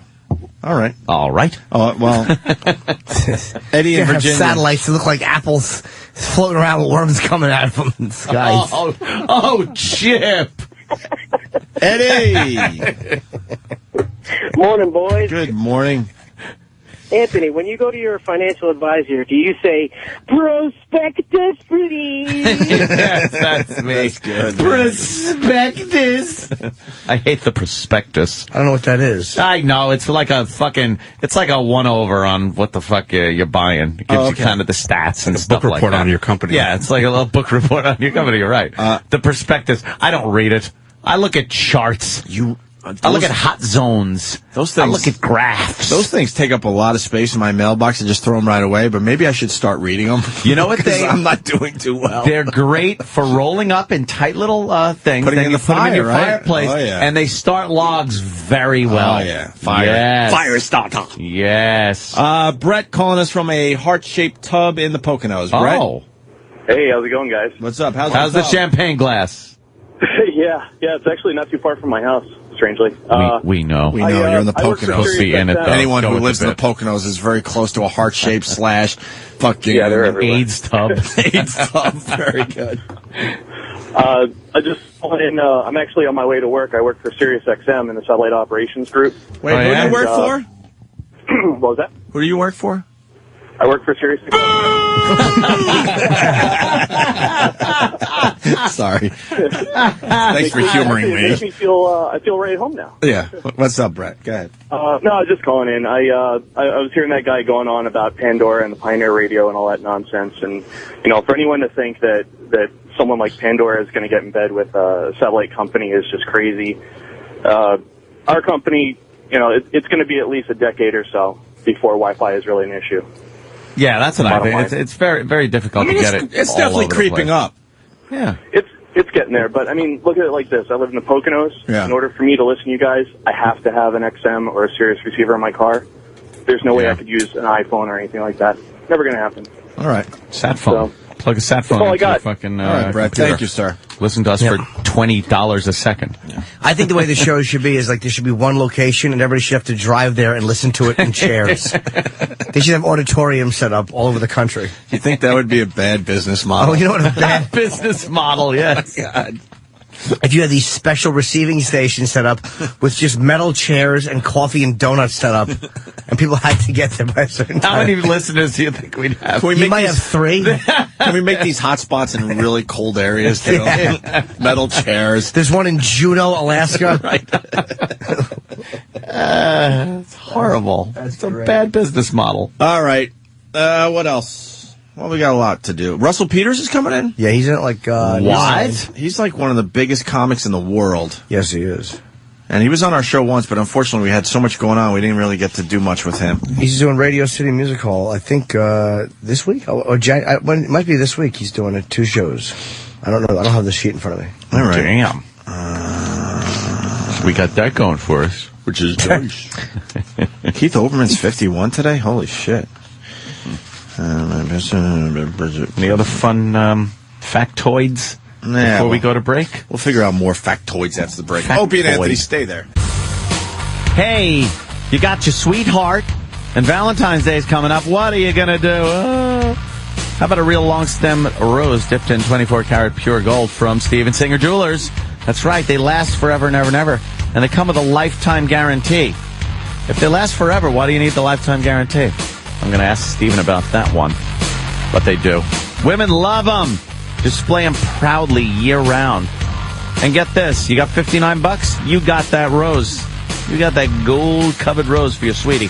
Plus, they come shipped in... there it is. It's right on the video of Ozzy and Jimmy. It's posted on Opie's site. We're doing product placement now. Product placement. There's a beautiful... But you can see the rose that you're talking about. Yes. Steven Singer better be paying extra for this. It's a much better depiction of the rose than he has on his website, IHateStevenSinger.com. Oh, really? Yes. It looks wonderful. You know what? I would go with the red rose now that I see it in this video. The red one is very pretty with the green leaf and all the gold on the edges and on the stem. It's just wonderful. He has one that's completely gold, but yeah. Now I'm thinking you got to go with the one that has the red in it. How about you get both?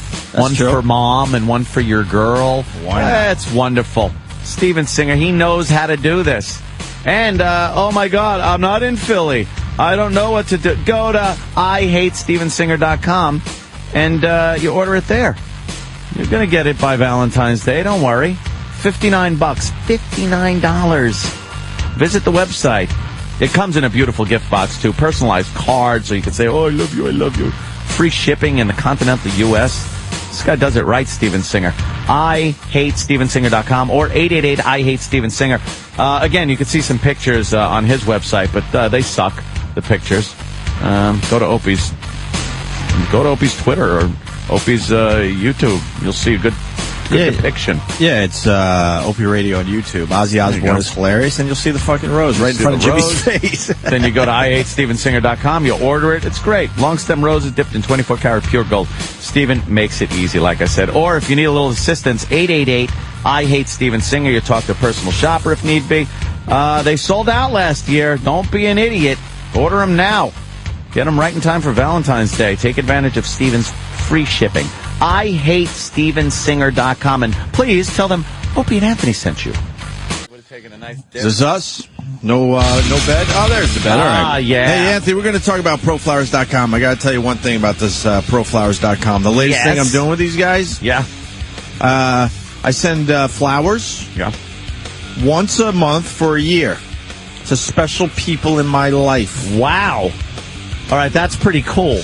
It's a great. I know we're going to talk about Valentine's Day and stuff, but I just want to tell the folks that I've been doing that. I've done it to 3 people so far, and I really appreciate them. And every month it's all it's flowers coming in the mail for these fine folks that I love in my life. And Pro Flowers knows how to do it. They certainly do. You want flowers to last. You don't want to get them and have them wilting 2 days later. It lasts like longer than 7 days. Yeah, they figured out how to send flowers in the mail, that's for sure. Now we're talking about Valentine's Day. Right around the corner, right? Yes. 2 weeks away, more or less? Yes. You want 1 dozen Sweet Expression roses, $29.99. Double it. Double. And it's just $10 more. That is a hell of a deal. Both offers, you're going to get the free glass vase, the free set of lavender-scented bath accessories. Pamper your girl. Come on. If you haven't tried ProFlowers, what are you waiting for? ProFlowers roses, guaranteed, like we said, to stay fresh for 7 days. You can't lose. Trust me. Opie? Yeah, I'll do this part. I was gonna jump in after the next line. It's all right. This is what you got to do. They make it really easy. You go to proflowers.com or call them, 1-800-PRO-FLOWERS, and you mention Opie or Opie and Anthony so they know that we turned you on to ProFlowers. You could go to proflowers.com, click on the microphone in the upper right-hand corner. That's right. Remember that microphone? Do you see it? Go there right now. Proflowers.com. There's a microphone in the upper right-hand corner. You click on that. They're going to ask for like a password. Type in Opie, O-P-I-E, or you can give them a call, 1-800-PRO-FLOWERS. Now, Valentine's Day, I believe, is on a Sunday this year, Anthony. Yes. That makes people nervous. Uh-oh. They are guaranteeing that the flowers will be delivered on Sunday this year. Valentine's Day delivery guaranteed. That's how powerful this fucking company is. I think they got FedEx. They talked FedEx into coming in on a Sunday just to take care of the flowers. That's how big this company is. Proflowers.com or 1-800-PRO-FLOWERS. Mention Opie and Anthony, or when you click on the microphone, type in Opie, O-P-I-E. Proflowers.com. Yeah, what happened to that Jets fan? They're showing the video. He was down in Indianapolis for the big game. The big game. Yeah. Not the big game, but the big game. Big game. They got some video, I guess. Somebody had their phone out and cops roughed him up, tased him. Yeah, roughed him up a little, hit him with the old taser, shut him up. I guess he was yelling at some fans. They were going back and forth, and he was a little too boisterous, I gather. And the Indianapolis Popo decided to pull him out, throw him on their car, and give him a little jolt. Was that after the game or before? I think that was before the game. Oh, so everybody's just yelling at each other in their different jerseys. What a bunch of fucking assholes. Fucking idiots. Those millionaires, I think they're yelling about you. Guy with mullet. Fat guy with man tits. You fucking, look, I'm not knocking sports fans, but you don't wear your jersey? Just the jersey on the, gotta show loyalty. Sports fans. Really? Half the guys that say that cheat on their wives. but they're loyal to their sports team. Exactly. Dopes. Had enough of sports fans. I give props to the guys that wear the jersey and, like let's say the Islanders are playing the Flyers, the guy wears the Flyers jersey to the Islanders home game. Those guys, I give them props. That takes balls. I can't do that. I don't know. You just want to enjoy the game, and because you got the jersey on, and it's not your team, and it's not the home team, or whatever. They're pouring beer on you and stuff, and now you got to fight your way out of the fucking play. Who needs that? It's complete idiocy. But the people that do it, God bless them. I can't do it. I can't fucking wear an Islanders jersey anywhere else but the Coliseum, and I barely wear them there. They buy the extra large one because they have to put it over their hoodie, so everybody knows what team they're with. I'm in Team Jets. Yeah, are you? Are you? Just clap when they score. Have a fucking hot dog and shut up. Yeah, nice play. Do that. No one makes me laugh really hard. Excuse me. I'm a Jets fan, but seeing everybody still walking around with their Brett Favre Jets jerseys. Oh, I know. Yeah. Oh, I feel bad for those people. Have fun. That's a Huh? Oh, that's the Devils fan from, I think that's from Patton Oswalt's movie. Looks like the Bjork fan. No, that's Dave Putty from Seinfeld. Oh, yeah, okay. Now that I'm looking closer, I'm sorry. Yeah. Elaine was just mortified that he was dressed like that. I paint my face. I'm gonna go paint my face. Scares the priest. Yeah. We got Devils. Robin Jersey's claiming that he's friends with the guy that got tased, the Jets fan down in Indianapolis. Rob, what do you got on this? Oh, hey, what's going on, fellas? Are you really a friend of this guy? I swear to it. He's from Ocean County, and he plays on a rugby team in town, in the area, in Jersey. And I went to the tailgate with him that day.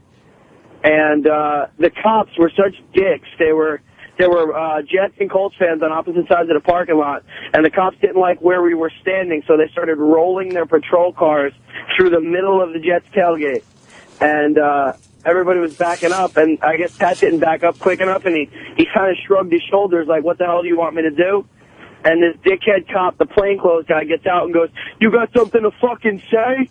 And Pat goes, no, I couldn't back up. And that's when they whipped him up against the car. And I tell you what, when you're 5 feet away, that taser sound is a whole lot scarier than it is on the video. You really stop running your mouth when you hear that shit up close. They were just looking to tase a Jet fan. So did he not go to the game? He didn't go to the game. They threw him in a holding cell, and they told his father and his brother. He told his father and his brother to go to the game, so they went. But he was in jail. They couldn't get a judge there on a Sunday. Wow, that sucks. Yeah. For what? Exactly. The only issue was they said the cop said that he whipped the taser out because Pat was resisting arrest, and nothing like that went on, and that's why. We were actually kind of the ones that blew the story up. Once the video went up, we sent it over to the Post. We sent it over to Fox.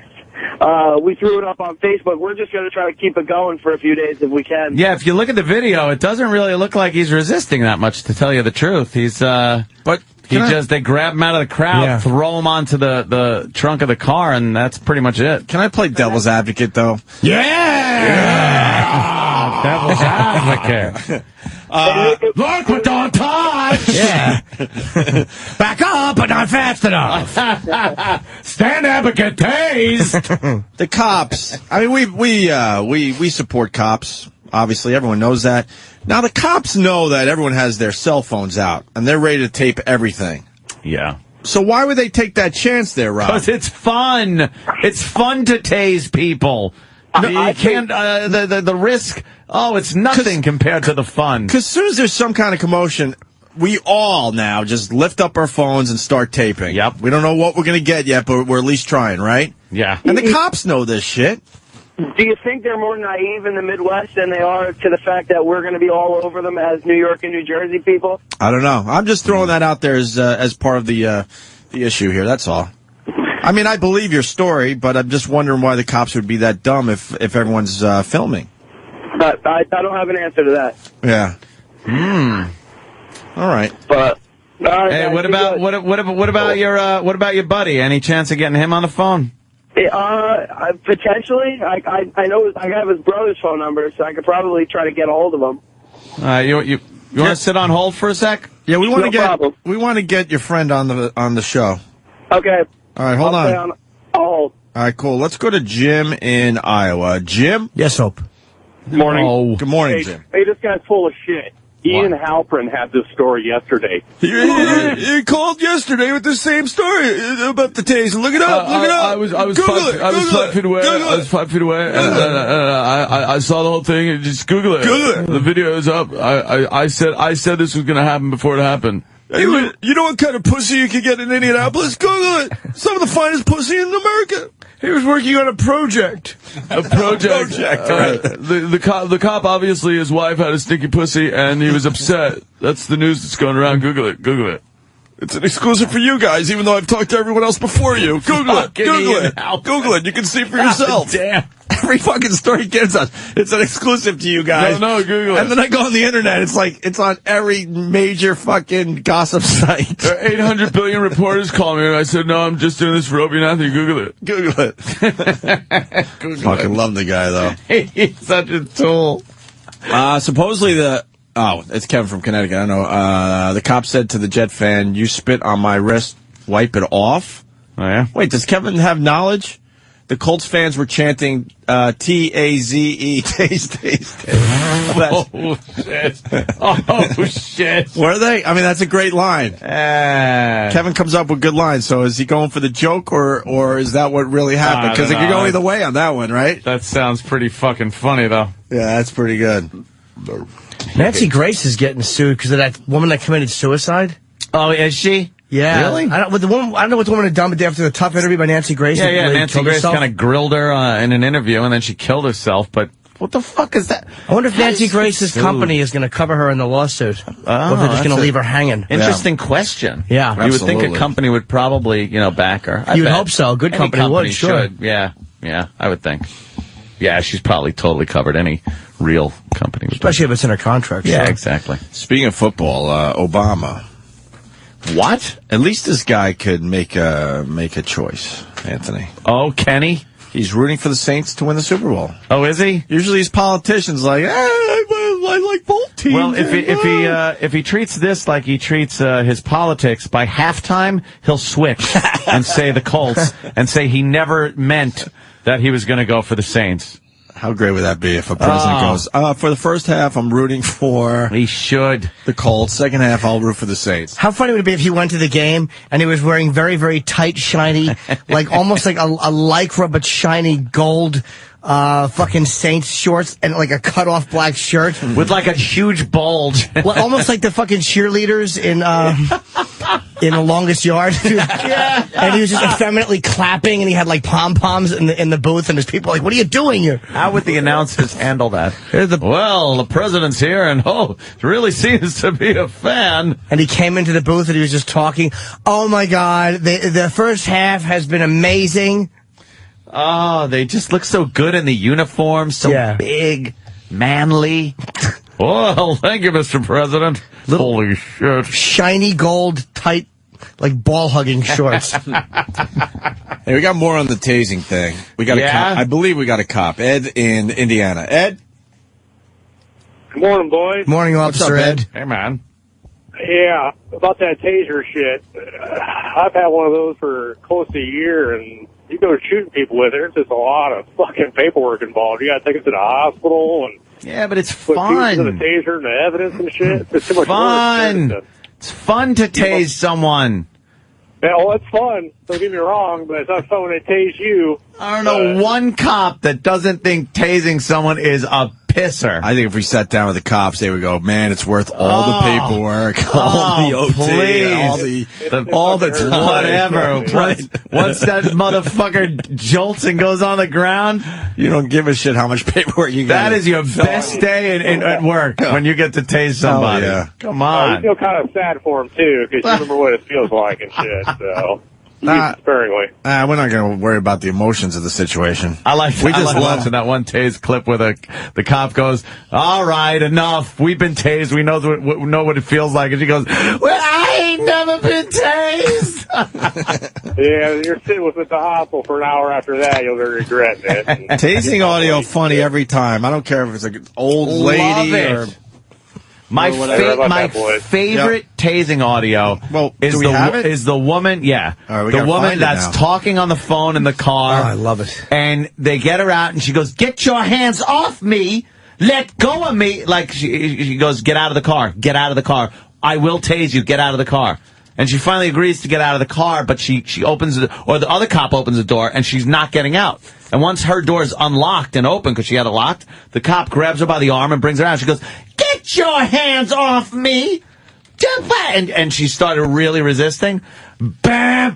It is classic. I love that clip. Oh, Travis has it? Get off the phone, bitch. Yeah, let's listen to it. Open the door, you're going to get tased. Okay? Open the door. All I gotta say is... Open the door. I'm not drunk. Open the door. Open that door right there, you're going to get tased. You hear me? That's fine. Then get out. Okay? Go ahead and get out that door.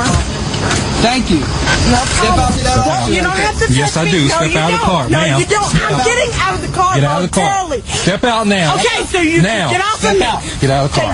You can get off of me. I'm getting out voluntarily. I'm getting out voluntarily. You can get off. Ma'am, right now you're under arrest. Okay, get off of me. You are under arrest. That's fine. Get off of me. I'm getting out voluntarily. Are you going to step out? I'm getting out. Fine. She's getting out. Put your hands behind your back. Look, all I gotta Put say your hands behind your back. I'm not. Instant compliance. Put your hands behind your back. Now. Put your hands behind your back.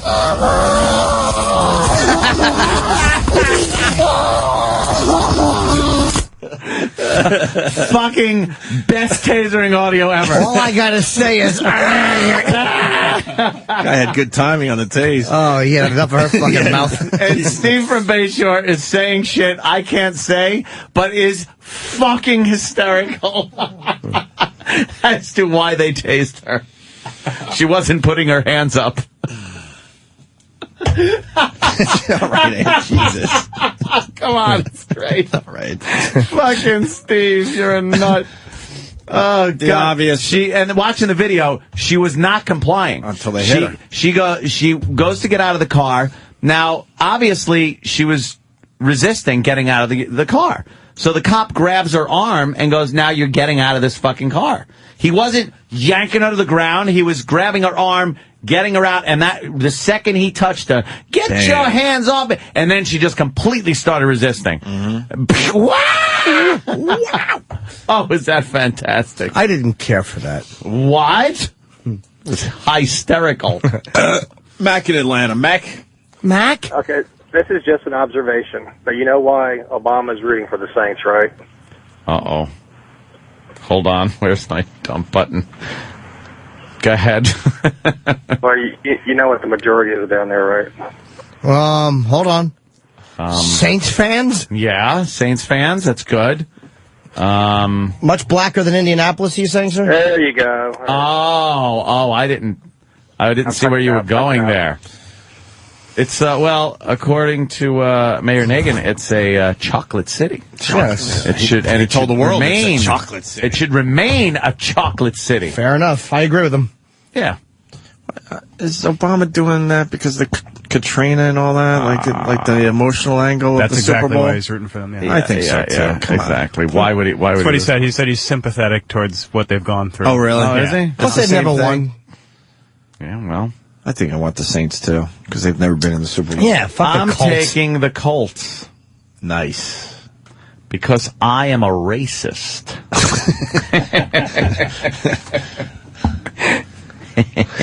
Let's go to Matt in North Carolina. Matt? Hey, what's up, gentlemen? Hey.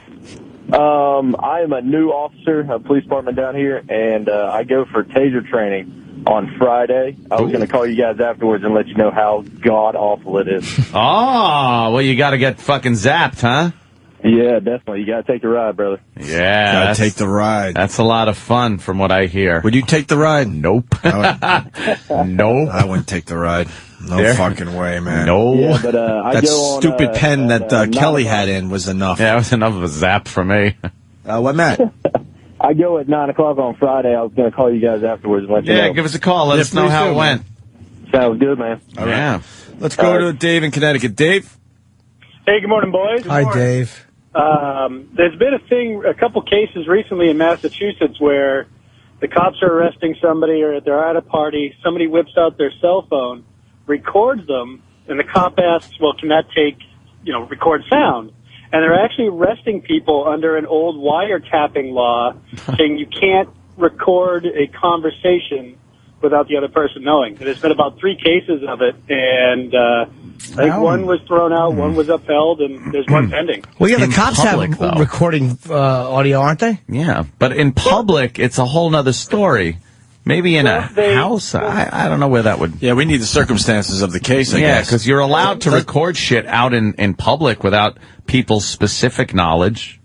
Well, what they're saying is if you're out there with a regular video camera, it's inherent that it's recording sound. Yeah. But with all the cell phones and everything these days that can do it, it's not inherent, so they're using that loophole to arrest people that are recording, whether they're doing something wrong or not. Well, it's mass. That sounds about right for up there. Motherfuckers. Yeah, cops can really do whatever the fuck they want up there, to tell you the truth. Yeah, pretty much. Yeah. All right, sir. We got someone from the PD department there to get the other side of that story. Ron, Indianapolis. Yeah, guys. Are you on the police force? No. Oh, okay. No. Sorry. Wrong. I got bad knowledge. Sorry. Go ahead. I was just going to tell you guys that Indy police get all wound up over everything. They do the same thing with the Black Expo and the 500 and the stock cars when they come into town. Oh, yeah? It's just an attitude. You got a bit of an attitude. Like busting a little ass when the crowds come in? Mm-hmm. Crowd control? Yeah, I know a guy that got arrested last year when the Black Expo was on. What is the Black Expo, sir? What is the Black Expo? Oh, they have about a week of everything is all centered around the black community. They have football games and stuff like that. I have a white expo. Can I do that? Can I do that? I want to have that. It'd be nice if you could, but I imagine somebody'd complain. I would guess they would too, yeah. All right, so the Black Expo, they roused some people, the Indy 500, NASCAR, they get a little rambunctious. Yeah, sometimes. Zero tolerance with crowds, I guess. They have that thing. You ever watch Cops and you see, like, during Mardi Gras? There is no talking, there's no explaining. It is, all right, here's your mission. Go out. You see anyone fucking up, take them down, cuff them, and drag them away. There's no bargaining with a cop at Mardi Gras, or I would guess any of these other big events. One of the greatest things to do is hang out on a balcony and watch the cops come in with the horses. With the horses. That crowd control, they can control a giant crowd and they don't, with like 2 fucking horses. And they don't have the horses carefully they're milling banging about. into people. That's the their big job. Jimmy and I saw that go down. Yeah, it's the big great. ass horses just pushing right into the crowds for crowd control. Fantastic. And man, you'll move out of the way of a horse in a second. Yeah. All right, Ron, thank you, man. Thanks, guys. Expo. You hear about the National Socialist movement sponsoring a highway cleanup there in, where is it, Denver? No. Yeah. No. And then people are a little up in arms that they want to keep the highway clean. You know, it says this stretch of highway clean by, the Boy Scouts or something like that. Apparently, the National Socialist Party decided they wanted to, there's a sign. They want to help out? They want to help out. They want to clean up the highway. They're a little segment of the Ethnically, they want to ethnically cleanse the highway.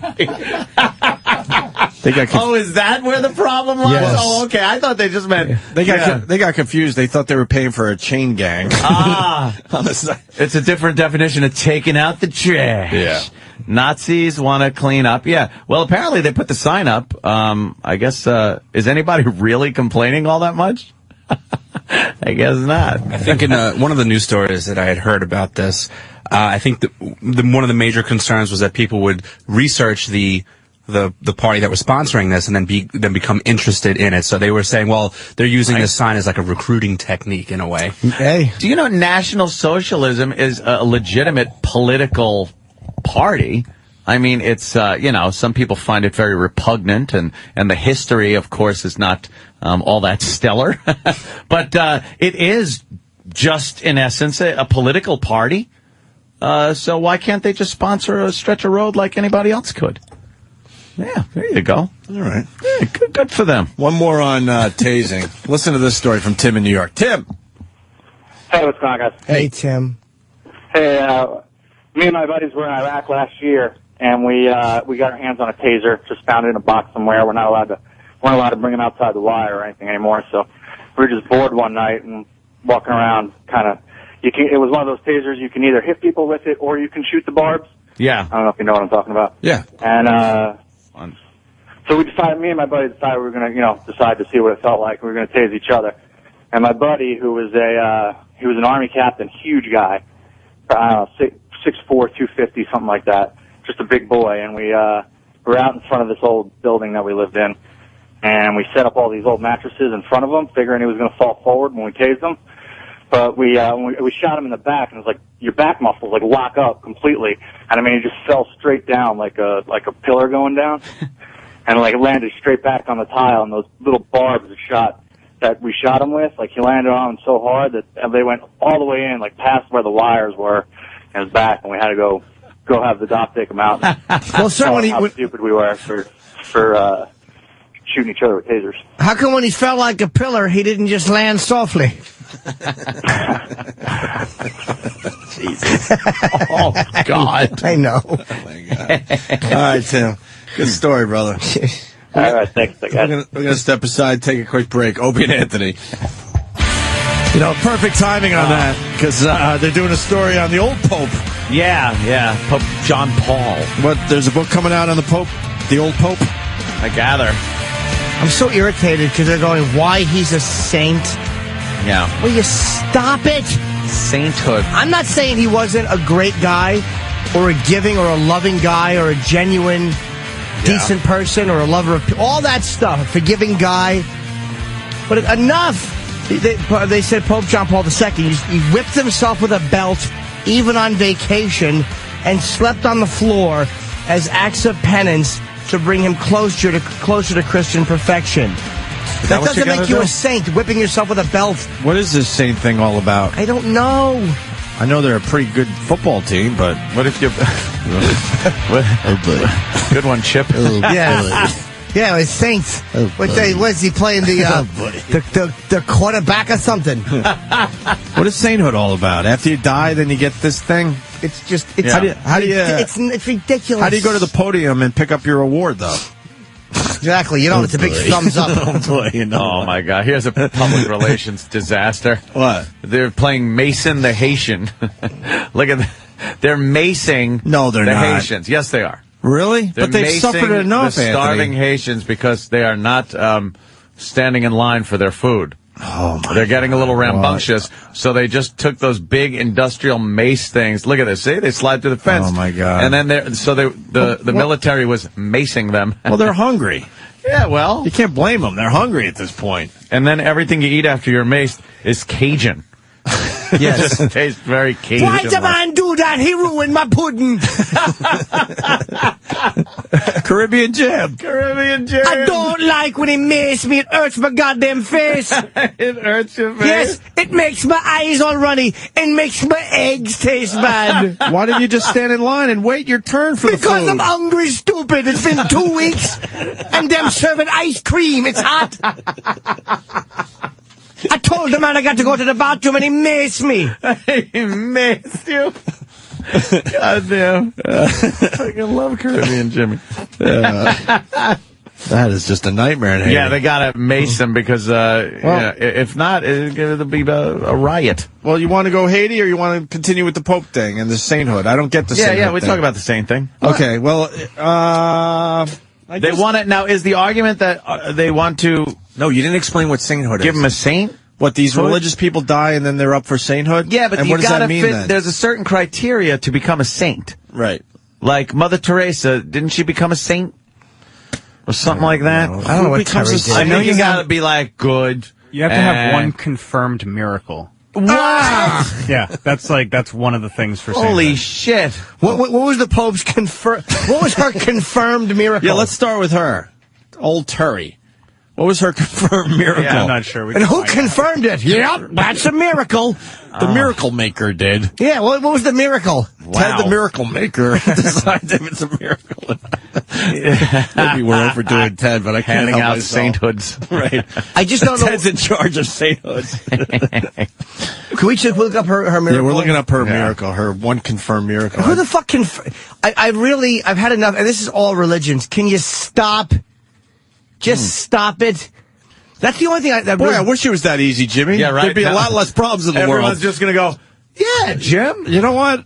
That Jim Norton's correct. We got to just stop. I tell you that a lot less wars, a lot less people dying. The idea of sainthood is almost childish. Yeah. Will you stop? It's a guy. It's like this is one thing I don't like about the idea of the Pope. I hate when people go, Holy Father. It's like you're supposed to address God that way, not a guy. Holy Father. Toodly-doo. Well, he's infallible. He's not infallible. He's a man. I'm a man. My name's Fred. I'm a man. Nuts. Like you. Like you. What's the problem? Because I don't like the idea that if you want to talk to God, you got to go to a priest. And it's like I don't like the fact that these people are middlemen to God. Just talk to God. I'm with you. If you got to wipe your ass every morning, you're not a holy father. Toodly-doo. Toodly-doo. It's the concept of it that drives me crazy. Well, organized religion drives me absolutely insane there, Jimmy. 2002, the Vatican recognized as a miracle the healing of a tumor in the abdomen of an Indian woman, Monica Besra, following the application of a locket containing Mother Teresa's picture. Monica Besra said that a beam of light emanated from the picture, curing the cancerous Who tumor. believes that? Maybe it's the photographer who's the saint, or the locket maker. As Jimmy screams that, the answer would be millions and millions and millions of people, Jimmy. But I'm saying, unfortunately, it doesn't make fucking sense. Of course not. And the same lady saw the Virgin Mary in cornflakes. Yeah. Cut the shit. That really is a non-miracle, unconfirmable. What's wrong with you guys? You don't believe in wizardry? All right, Dr. Ranjan Mustafi, who told the New York Times he treated Besra, said the cyst was not cancer at all, but a cyst caused by tuberculosis. He insisted it was not a miracle. She took medicines for 9 months to 1 year. Exactly. Thus curing the cyst. So he says that, and the church is going, what? No. This is the closest we got. We're doing it. Yeah. We're going for it. They had to find something. Well, they had to make, They want to make a saint. Too many years without a saint. They had to come up with something. Apparently, you need 2 miracles to become a saint. What, you double the requirements? And just one to become blessed. Oh, is she blessed or is she a saint? Yes, she's blessed. What does that mean? God wanted her a saint. He'd have miracled that tumor out of that one. Blessed is blessed, but saying it differently. It's like Forked River, New Jersey. It's fucking blessed and forked. Blessed. Wait, wasn't there a book that had the word bless? Oh, multiple bless-bings. Yes. I just want to bring back an old bit. Multiple bless-bings. So she had multiple bless-bings? Yeah. What's another? Who's the last saint? Who's the last person elected saint? Hold on, this guy knows a little something about Mother Terry. What do you know on Mother Terry, Chris, from Arkansas?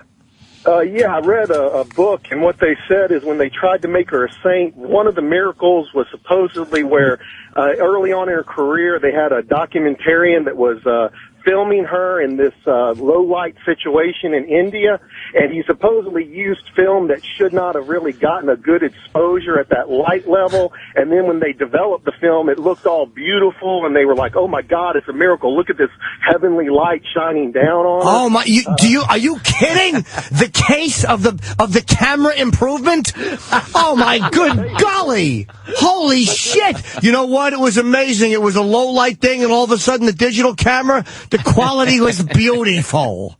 And supposedly later, though, the cinematographer came out and said that it was actually a different film that had just been developed, and it actually was good for low-light situation. Of course it was. It's not a miracle that a picture came out clear. If she can cure cancer, really? How about you run through Sloan Kettering? Yeah. Why don't you take a jog down the fucking hallway in Sloan Kettering? Yeah, just touch people. I got it. No, that would be giving them more cancer. I got it. Well, cancer for you and you and you and you. Her second miracle was supposedly curing cancer. I think after she died, some lady put a medal on that was from her representing Mother Teresa, and cancer was cured. But supposedly that one, the devil's advocate basically said that... Yeah, a little locket. Had a brain tumor. I put my wig on him. I went away. Yeah, crushed him. Guy had hammer toes. I put my lifts on him. I'm a saint. Yeah. Continued success. Somewhere Colin Quinn is yelling at his radio. I know he hates that. Yeah. All right, Chris. Well, we're learning about miracles. You know, and if we do believe in miracles, does that mean the 1980 U.S. hockey team, they're all saints now?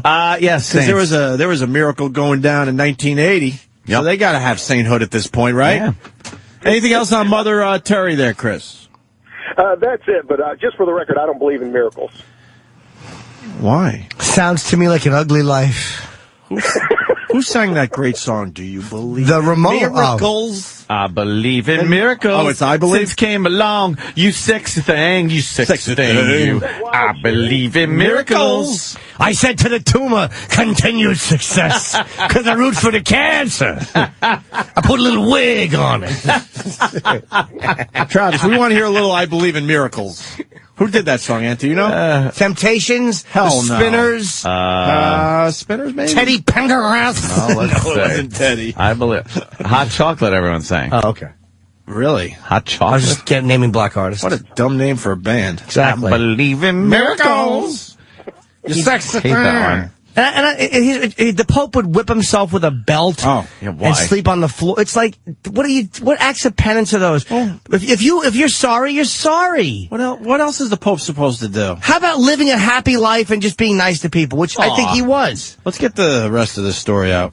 In a new book, Perché è Santo, Why He's a Saint, the Polish prelate spearheading John Paul II's bid for sainthood says the Pope practiced self-flagellation, whipping himself with a belt to emulate Christ's suffering. According to the book, John Paul comes a little short. I think that comes a little short, whipping yourself with a belt and being beaten, bludgeoned, and nailed to a cross. He probably just liked being spanked. Wow. As a man. Hey, as a man. I'm talking about the man. Yeah. That's all he was a man. Just a man. The man part of the guy. Might have think? liked a little... and found a little loophole. You know what? If they want to hand out this fucking miracle bullshit, how about the fact that you're made of nothing but goop, yet, like, you can see shit. Like your eyeballs are just goopy round things, but you could see through them. How about you shove your dick in a vagina and a new person's made? Holy fuck, that's a goddamn miracle. That used to be known as a miracle. Yeah. Really isn't. It's just a bunch of fucking goop making more goop. Up that, like, goop can make shit and see shit, and your brain is nothing but goop, but it holds all these stupid memories and everything. It's not... I can understand if it's like a machine. But, like... The idea that goop makes electricity and fucking holds little memories in little cells, that's fucked up right there. Everyone's a saint. Why couldn't we have the iPhone 100 years ago, though? Why? I think that shit. I don't think we could figure that shit out. Why? They have the figure it out iRock. now. It's an iRock. You just hold a rock and touch it. It does nothing. That'd make you a saint. If you walk from one end of 6th Avenue to the other and you don't get your call dropped, then you should be fucking nominated for sainthood. That would be a miracle, iPhone. right? Sure would. We're learning more about the miracle process. Bill W. in Connecticut. Bill? Hey, how's it going, Bill. Hello, Bill. Happy birthday, Jimmy. All right. Yeah, to become a saint, the second miracle actually has to be after death. The second miracle has to take place after you die? Then how do they attribute it to you? What do you got to do? Call somebody or fucking do the Watusi in front of a whole bunch of people? What if you're performing Apparently, like, if their picture will heal you or something. So, again, I think it should be the photographer. But that's ridiculous, too, because what if you're performing the miracle from beyond the grave and no one was paying attention? What if the person wasn't looking at the right moment when you're performing your miracle from beyond the grave? God makes sure. He does? Yes. So you're saying pretty much you have to be a zombie in order to become a saint because you have to do something after you're dead. Yep, and one miracle before your death, though, so they're pretty strict. That's a little strange. And zombie saints, I think it's easier to believe in Santa Claus than you know. Hey, I wake up, Heavenly there Father. were presents under the tree. That's all I know. That was a miracle. Everything else is based on complete faith when it comes to religion. At least there was a substance there. There was a fucking bicycle under the tree. You're like, how did you know, Santa? How did you know? How did Santa know? And the cookie had a bite mark in it. Oh, yeah? So you knew Santa had been there. Yes. Yeah. I never knew at that point that it was my father biting the cookie. Oh, Jim. Drinking the milk. Yeah, when'd you find out? Well, my girlfriend hates when I'm Jim Chipperson because she hated Chip so much that I would just start doing Chip lines as me. And she said it was so much worse.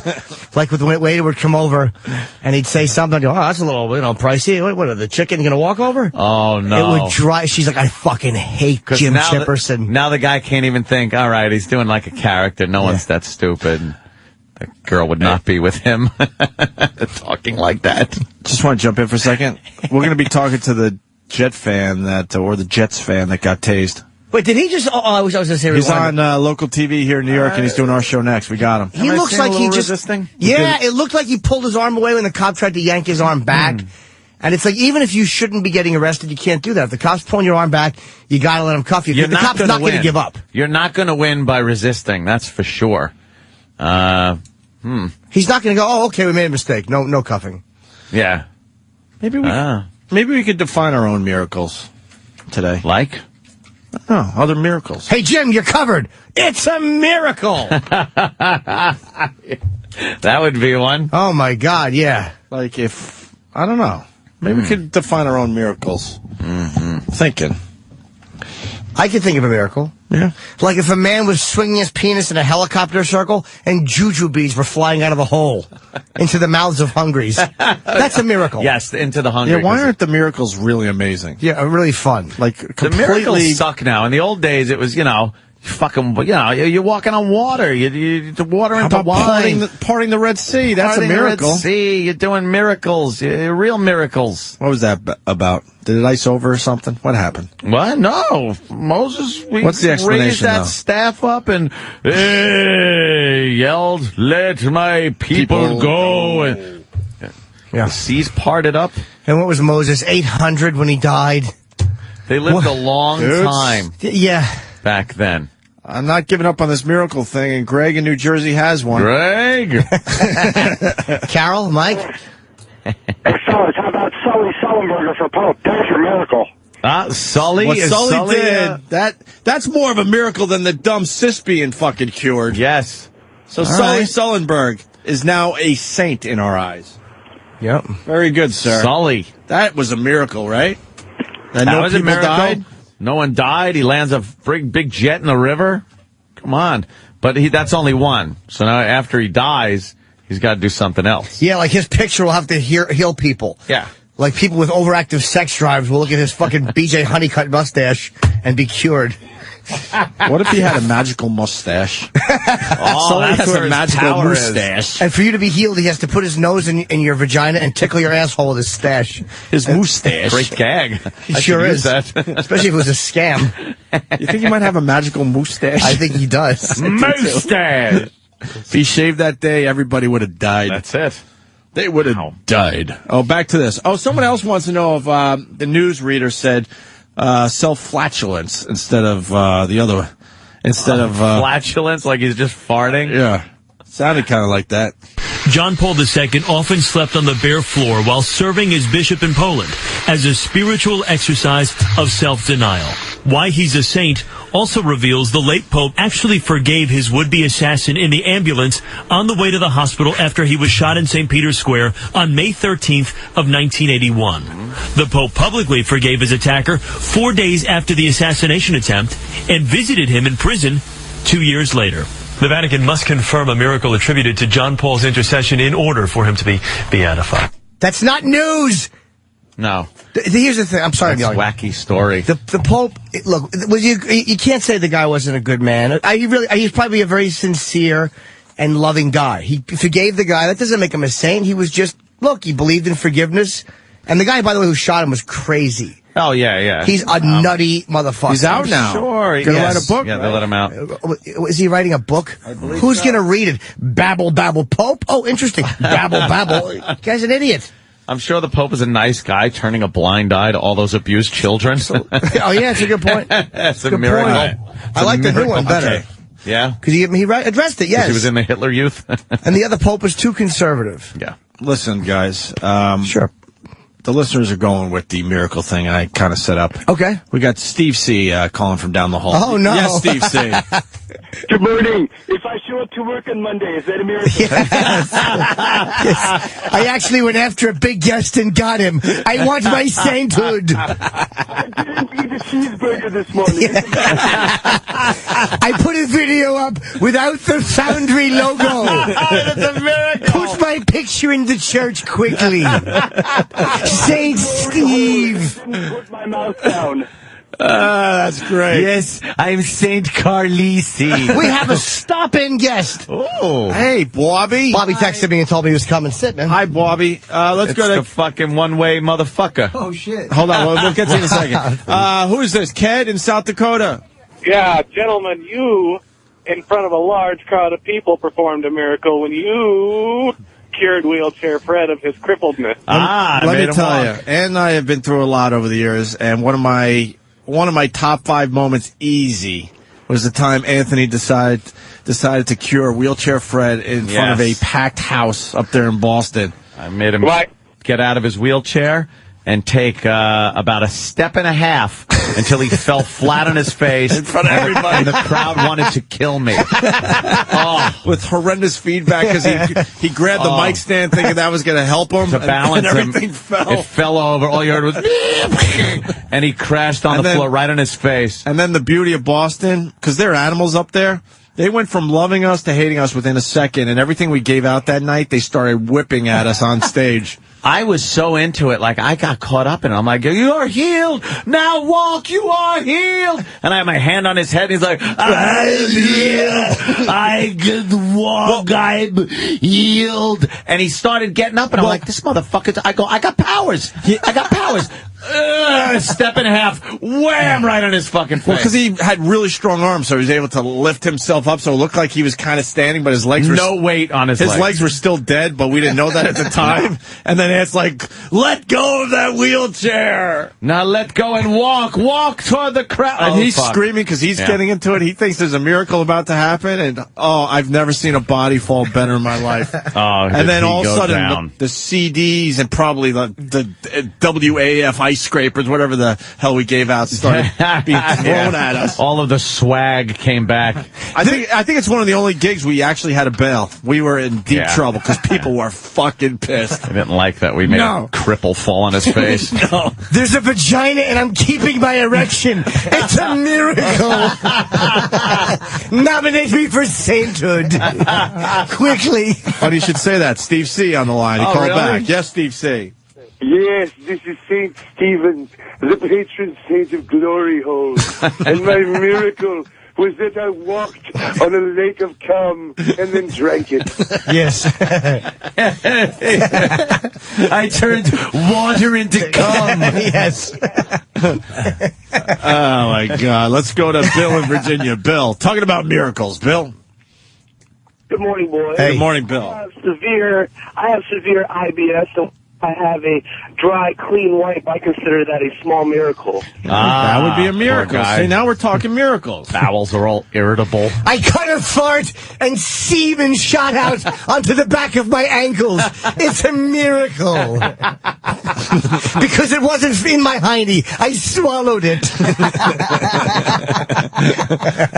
Let's go to Tim in North Carolina. Tim. My stomach is back to its original size. It's a miracle.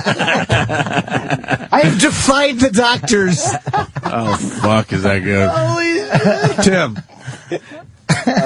The parting of the Red Sea was actually the tide going out. Of course it was. Standby. Of course it was. Oh. Then how did human beings survive if they thought that was a miracle? They're idiots. They saw the tide going in and out, right? Every day after day. Maybe it was a tsunami or something, and then the water was now going back to where it was supposed to be. Yeah, it's just silly. Yeah. Right? Well, it was a big storm, right, Ant?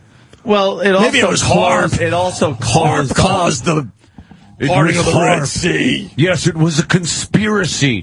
They painted the water with thermite paint. Douche.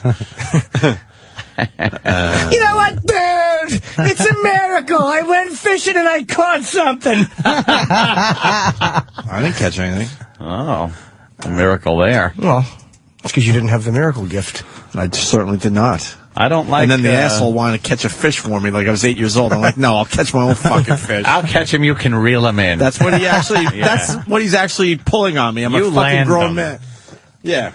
Oh, he spent $200 on that fucking jackass. I liked him, actually. The Vietnam vet that looked like he was going to kill us at any moment. Tony. He had a flask. Tony. He couldn't go a lousy hour or two without drinking. He kept disappearing. I'll be right back. Oh, like we don't know what you're doing. Colin Quinn should be nominated for sainthood. I talked to people and they understood me. It's a miracle. Well... Patrice should be nominated. He had a nice interaction with a white woman. It's a miracle. Nominated for sainthood. What's up, Bobby? Oh, what's up, man? Yeah, Bobby texted me. He's like, I'm coming in. I'm like, well, yeah, one of your friggin' interns called my house at 7, and they don't even, it just comes up 469 on the caller ID, and he didn't leave a number. He goes, the guys want you to call in. Click. And I live 4 minutes away from the studio. Yeah. There's no way I'm calling in No, when you I can could just walk come up down here here. and I have nothing else to do anyway. I am a little upset. You are? Because I heard some... Yes, because... We're all upset, Bobby. I have a good friend that I work with on a daily basis named Jimmy Norton. Yes, I'm well aware. And there seems to be some type of movie production going on. If you want to call it that. You have something to do with. Yes, I'm one of the producers. Yes. The producer, yes. And Jimmy Norton was not even asked to participate in said movie. Right. Which, what is he, a piece of shite? No. Now, you need... Yes. Okay, yes. This better be a good excuse as to why he isn't being utilized. Well, you know what happened, and this is what I found out yesterday. Oh, this is never. Is that this is not good. You know, we all, me and Joe DeRosa and Billy Burr came up with this idea. All right. From reality, Joe wanted to cheat on his girl, and I sat with him for a couple hours, giving him all my advice on how to cheat on a bitch. Did you tell him that he should fucking slide into the room and sing, I go from rags to riches, with his fucking big ragu hairdo? Ragu. Or did you tell him that he could probably crawl into something the size of a quarter because he has no shoulders? Yes, you just slither like a garden snake. And then, whatever. Billy Burr got involved. We were like, there was a lot of funny shit said. We were like, why don't we just film it? Because we have nothing going on. At least me. I have nothing going on. So why don't we just film some of this? Just do it. And then it got to the point where, Comedy Central bought it and they were going to do it and blah, blah, blah. And then we took it back because Comedy Central wanted to own everything and do everything. So we took it back and said, we're going to pay for it ourselves. And Joe had asked, I want to direct it. And we were like, you know what? Go ahead. You guys, the little rascals. Well, we're putting on a show. Exactly. And we let him direct it and get everything together because he wanted to. And I'm literally I got treated on the... First of all, I didn't cast it. Joe cast it. Right there it was. Okay, hold it. Yeah. After all the talking you just did, I finally heard you just pass the buck to Joe. But wait a second. There you go. It was basically, I was thinking of this, call-in for the thing. Okay, fine. You know what I mean? Because there's only like 6 rolls in the whole... It's 15 minutes long. There's 6 rolls. You have 3 of you. Yeah. So you needed 3 more people. Yeah, we needed... Oh, this gets even better. Colin, and who else? Colin, and then Bonnie. Okay. Because we needed a mediocre chick that Joe could maybe fuck. Oh, fuck. Jesus. And then, which is great casting, if you ask me. And then we have Jessica, the girl from the cell, the hot waitress, who's the girl that Joe wants to fuck. Right. Which is, never fucked him in high school, and now saw him do a comedy show and wants to fuck him. Which is totally believable. All right. Okay. Right, and then we got Voss is a doorman. What?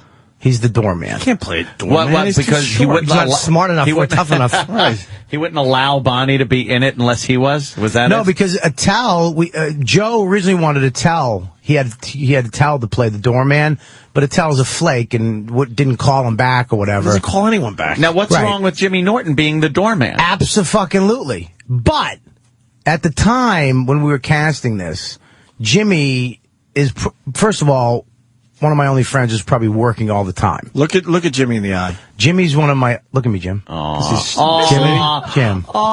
Jimmy's making sad pouty face. Jimmy, look at you. He's the sweetest boy. Jimmy. Jim, look at me, son. Look at me. Okay. Just look at me. Look at the acting. Yeah, look. Actually, it can't be acting. I would love to have you in the movie. I really would. I want to be in the movie. But? And I just didn't think you had the time because you're very busy going back and forth from L.A. and the TV in this show and all the other things you do. But nobody asked. Yeah, no one even asked about his schedule or anything. That should be up to Jimmy to decide. How come Joe Bobby would think that Dave has the time? He has a better career than I do. He's more famous than I do. Why would Joe think that Colin Quinn has the time? Because he does. This to me sounds like a bunch of lies. No, Colin, first of all, the decision was made. Colin Quinn has the time. He does. I mean... You don't, Jim, I love you, man. But you left him out of the whole fucking production. I'm a producer. You know what I am? I'm money. Well, the producer's technically in charge. Yeah. No, well, that's what I thought until yesterday. I almost got got into a fight. I had all my rage, all that respect shit. You know, I have respect. You don't respect me, I want to stab you in your fucking eyeball and fucking rip your Finally, I'm on a movie set where I should be treated nice and not be fucked with, treated like a piece of shit. Yeah. I almost got in a fight with the guy yesterday. He little passive aggressive little fuck. He wanted me to sit in at this thing. To sit, you know, for camera. But now, who is this? The fucking assistant director. He fucking this motherfucker. He's got more power over you, the producer? There was two things that happened yesterday that fucked me up. I was looking at the monitor and he turned it. I was like, "What is this? What is that?" And he goes, "Just don't look at that." And I almost got up and went, I fucking bought that fucking monitor, you. But because I'm a psycho, so I just said, just chill out, Bobby, chill out. Yeah. And then there was another thing where Billy has to open a door, and I said, Billy, just give me 2 beats, because it's a big steel door, and I didn't want to get it in the face. Yeah. And the guy was like, you need to open it quicker. Well, Billy said, somebody told me to open it slower. And he goes, whoever said that was wrong. He knew I said it. Oh, shit. And I was like... He don't like you. Well, I go... I was like, dude, if he opened the fucking door, it would have hit me in the fucking face. So who's wrong? And that was, like, uncomfortable. So now, look at these fucking prima donnas. Oh, dude, but I had to... Great. I had to pull way back. Fucking amateur. Fuck you. Oh, it was terrible. Look at you. It was terrible. But I think what happened is I don't think any of these people Joe hired, because Joe did a lot of work. He really busted his ass. But I think all these people he hired think that he's the guy and he's the... I think they just answered to one guy. It's his project, right? Yeah, well, yeah, I guess. What kind of equipment? What is this being put down It's on? a 15-minute film. It's being put on the... it's a good camera. I mean, look, I was surprised yesterday how good it looked. Is it digital or is it film? It's digital. But if it's 15 minutes long, could it be called a film? Short film. Yeah. It can only be 15 minutes long to get in festivals. Any over, you won't get in any festivals. What a prick that DeRosa is. Yeah, see? Let's get DeRosa on the phone. Now DeRosa gets called out, and guaranteed he passes the buck to Burr or something. Nah, he won't. I don't think DeRosa will. Get DeRosa on the phone. He's not smart enough to pass the buck. Yeah. He'll try to, but he'll give it to himself. He'll go, come on, man. I just thought, look, I was going to do it, but then I realized I didn't like you. I'd say he had a chip on his shoulder, but... I'd probably slip right off. Oh, chip. He didn't have a shoulder on his shoulder. I was on a bunch of shoulders one time. He's actually doing a good job. I mean, I saw it yesterday, some of the footage.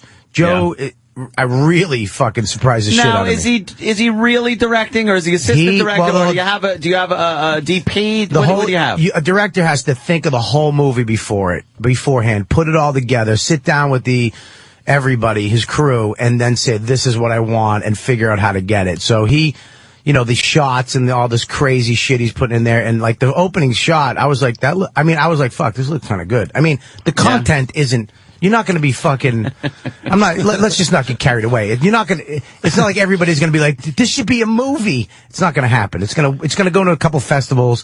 Maybe win a couple things, little things that mean nothing. Not have Jimmy Norton in it. Nah, why would it? Yeah, what have I ever done for DeRosa? Exactly. I didn't host an HBO show that him and Burr were on. No, I tried to get Bob on, but I couldn't because of Comedy Central. And you know what? When you were out, we never had him sit here so he could plug gigs. No, not at all. I had nothing to do with that. Stuff. No. I thought I wasn't on HBO special because of the Torgasm thing. Oh, was that it? I think there was a lot of bridges burned in HBO for Torgasm and all that shit.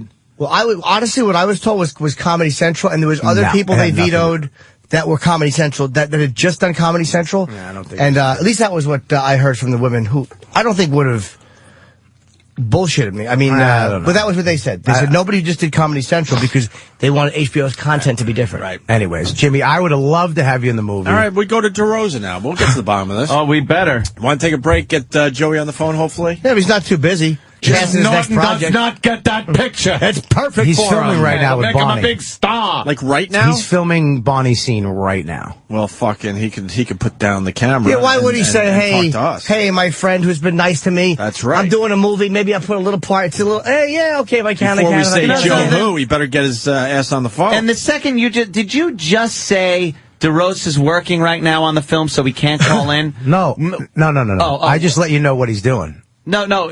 I didn't have any. But you said he's busy? No, I said he's well, I mean, I'm just letting you know what he's doing. Let me just let you know something. Okay, Anthony. A little director by the name of Kevin Smith, who did put Jimmy in a couple of fucking movies. Why not? Can you say real movie at the end of that, was able to call our show during the time he was working. So I think Joe Scumbag Fuck DeRosa can maybe get away from his 1988 camcorder and fucking call the show. Exactly, he's actually making it on tape. I want Ant to be my agent. That rocks, man. No one kicks around on little Jimmy. Ant's like an old school agent. That's it. Joe DeRosa went to voicemail. We tried to call him, so... He never liked me, Joe. He never liked me. No, he does. He knows I'm funny, but he doesn't. He never liked me. No, he likes you. No, he doesn't. You can tell. He likes me mildly and casually, the way you like a mild, casual person. I'll tell you what Joe's problem is, and this is what it is. With everybody we asked, they didn't even. And this is the weird part too, is you do this shit movie, and Dane actually got fucking mad that I didn't put him in it. I'm like, are you like people get fucked up? Like it's like, why wouldn't you put me in your movie? Because it's such a when you make it, you're like, this is bullshit. I don't even want to insult somebody. Honest to God. Didn't you say, hold on. What? You just said about win festival awards. Hold on, we don't pick up on everything, unfortunately, on this show. Greg on Long Island, go ahead. You do. Hit Bobby with some knowledge. I want to make sure I heard this right. Yeah. Bob, you said that it's a 15-minute film and that Jim is too busy. You didn't want to ask Jim. He's too busy to make a 15-minute film? Yeah, it's not like you're fucking making Avatar. It's going to take up the next 4 years of everyone's lives. I could have stopped it first of all. Be done by 6:15. Yeah, first of all, you know that. Thank you, Greg. Dude, good point. 2 minutes to make 2 minutes of film. It took all day yesterday from 6 in the morning until 7 at night just to shoot our scene. It was fucking awful. It's just funny that he said that. You guys just don't want Jimmy in the film. No, I understand. You really should. I would love you. And I actually sat down yesterday when I heard your Twitter. I was like, is there anything we can get him in for? They are red. What's DeRosa's when I read your Twitter. What's DeRosa's Twitter? Maybe the fans ought to give DeRosa a little message. And Burr, too. About, and Burr. I know Burr 15 years. No. It was literally, we would get phone calls. I'm thinking of this guy for that. What do you think? Sounds good. Yeah? We're even like, there it is. Joe DeRosa's Twitter is a thankless fuck. That's what he is on Twitter. A thankless fuck. So what happened? You said yesterday maybe there's a part we can get Jim in And what? Who vetoed it? Nobody vetoed it. It was just like, I'm thinking we should probably get him in. I think Jimmy was mad that he wasn't in this. And he was like, really? Why would he be mad? Jimmy, play hard to get at this point. I'm not going to do it. Now I don't even fucking do it. Would you really have done something? Yes. Really? Of course. Stop acting surprised. If you ask a Colin and a Tell, two of the most brilliant comics working, you're asking good comics. Yep. What about Voss? Because he's Bonnie's ride. Yeah, exactly. You got him there. Here it is. Let Joe DeRosa know how you feel about Jim Norton not being included in this film at Twitter, of course.com/Joe DeRosa Comedy. That's DeRosa. It's all one word, of course, but DeRosa is DeRosa. Joe DeRosa Comedy. Tweet him and let him know the displeasure of Jim Norton fans that he wasn't even considered for a role in Joe DeRosa's shitty fucking movie. Yeah, not even a hate Jim. Could you do one line or something? Anthony. Yes? No, me and Billy are producers on this. You've said shitty movie about 10 times. I'm a producer! But you passed the buck. Don't let Burr off the hook either. Burr has a lot of pull with the I'm going to let that guy off the hook. Burr can bat around DeRosa. I've seen it. Let me just say something. Literally, Bobby guy off the hook. Burr look at me and Burr put up the money. And literally, Burr, you call Burr and be like, what do you think about this? Yeah, fine. I mean, he was in L.A. doing his thing. The reason why we put up the money and we didn't direct it, we were on the road fucking working. So if you said Jimmy Norton for a part, he'd be, yeah, fine, whatever. We'd love Jimmy in the role. So I would have asked. I would have loved you in something. So now you said Burr would say it's totally cool. Yeah. You totally cool. Yes. DeRosa fucking did not even want Jimmy in this. No, that's not what I said. All three of them could have just chipped in and said, Norton's cool. Norton's good. Norton's fight for all of us on the radio show. I would like to say something. Yes, Bob. I would like to cross-examine No, listen, Oh, yeah? that's not what I said, Anthony. You got What'd your you say? film. I didn't say he didn't even think of Norton. No, he didn't turn down Norton. It's not like he said fuck Norton. He just... Oh, isolate that. The roles... He said fuck Norton. That's not what he said. You just said Look, it. No, you'll you hear it were back. saying... No, you'll hear it back in the Right, replay. we'll- You said fuck Norton. I said he didn't say that. Yeah. No, he What did he just... say? The roles that he... it was like, what about Colin for this? Yeah, that sounds great. I'll ask Colin. I'll see if he'll about do Norton? it. What about And then- Norton? No, he said, When I'm did it thinking... come up in hang conversation? on. This is how it happened. I'm thinking of Vital for this. Okay, great. I'm thinking of this lady. Okay, cool. What do you Here. think about Bonnie? For, all right, that sounds awesome. What about Rachel something for the waitress? Great. That's how it happened. That's how it happened. Yeah. All right. We're going to have to get That's back. how it rolled down. All right. We didn't All have a right. meeting, All right. and we didn't audition people. All right. We're going to get to the bottom of this. We're going to continue this in a little bit, but we got to take a break because the Taser guy is here with a special guest, his lawyer. Oh, lawyer equals funny. Holy shit. Every time. Dude, get that up on the, do we have the, can you get that up on the... Yeah, we'll get the video. computer? We'll get it all set up. We're talking about the Jets fan that was tased down in Indianapolis. The story has legs. He's claiming he didn't do anything wrong, and he's pretty much telling the world. I'm gonna say something because from the video I saw, there's a little resisting there. All right, you're going to bring that up? There was one moment that looked like it, but again, I want to know what he was Longer thinking. than just a moment. Make sure we have he the was video. Not putting his hand behind his back. We also have Bobby Kelly, of course, and Russell Peters. Oh, I love Russell. Yeah, he's coming at 9. One of the biggest comics in the world, right? He's the Indian Dane Cook. Oh. That's what they call him. He sells out everywhere. in the Everywhere world. he goes. Singapore, Australia, Dubai, the U.S. He just has an amazing following. And DeRosa says, fuck him.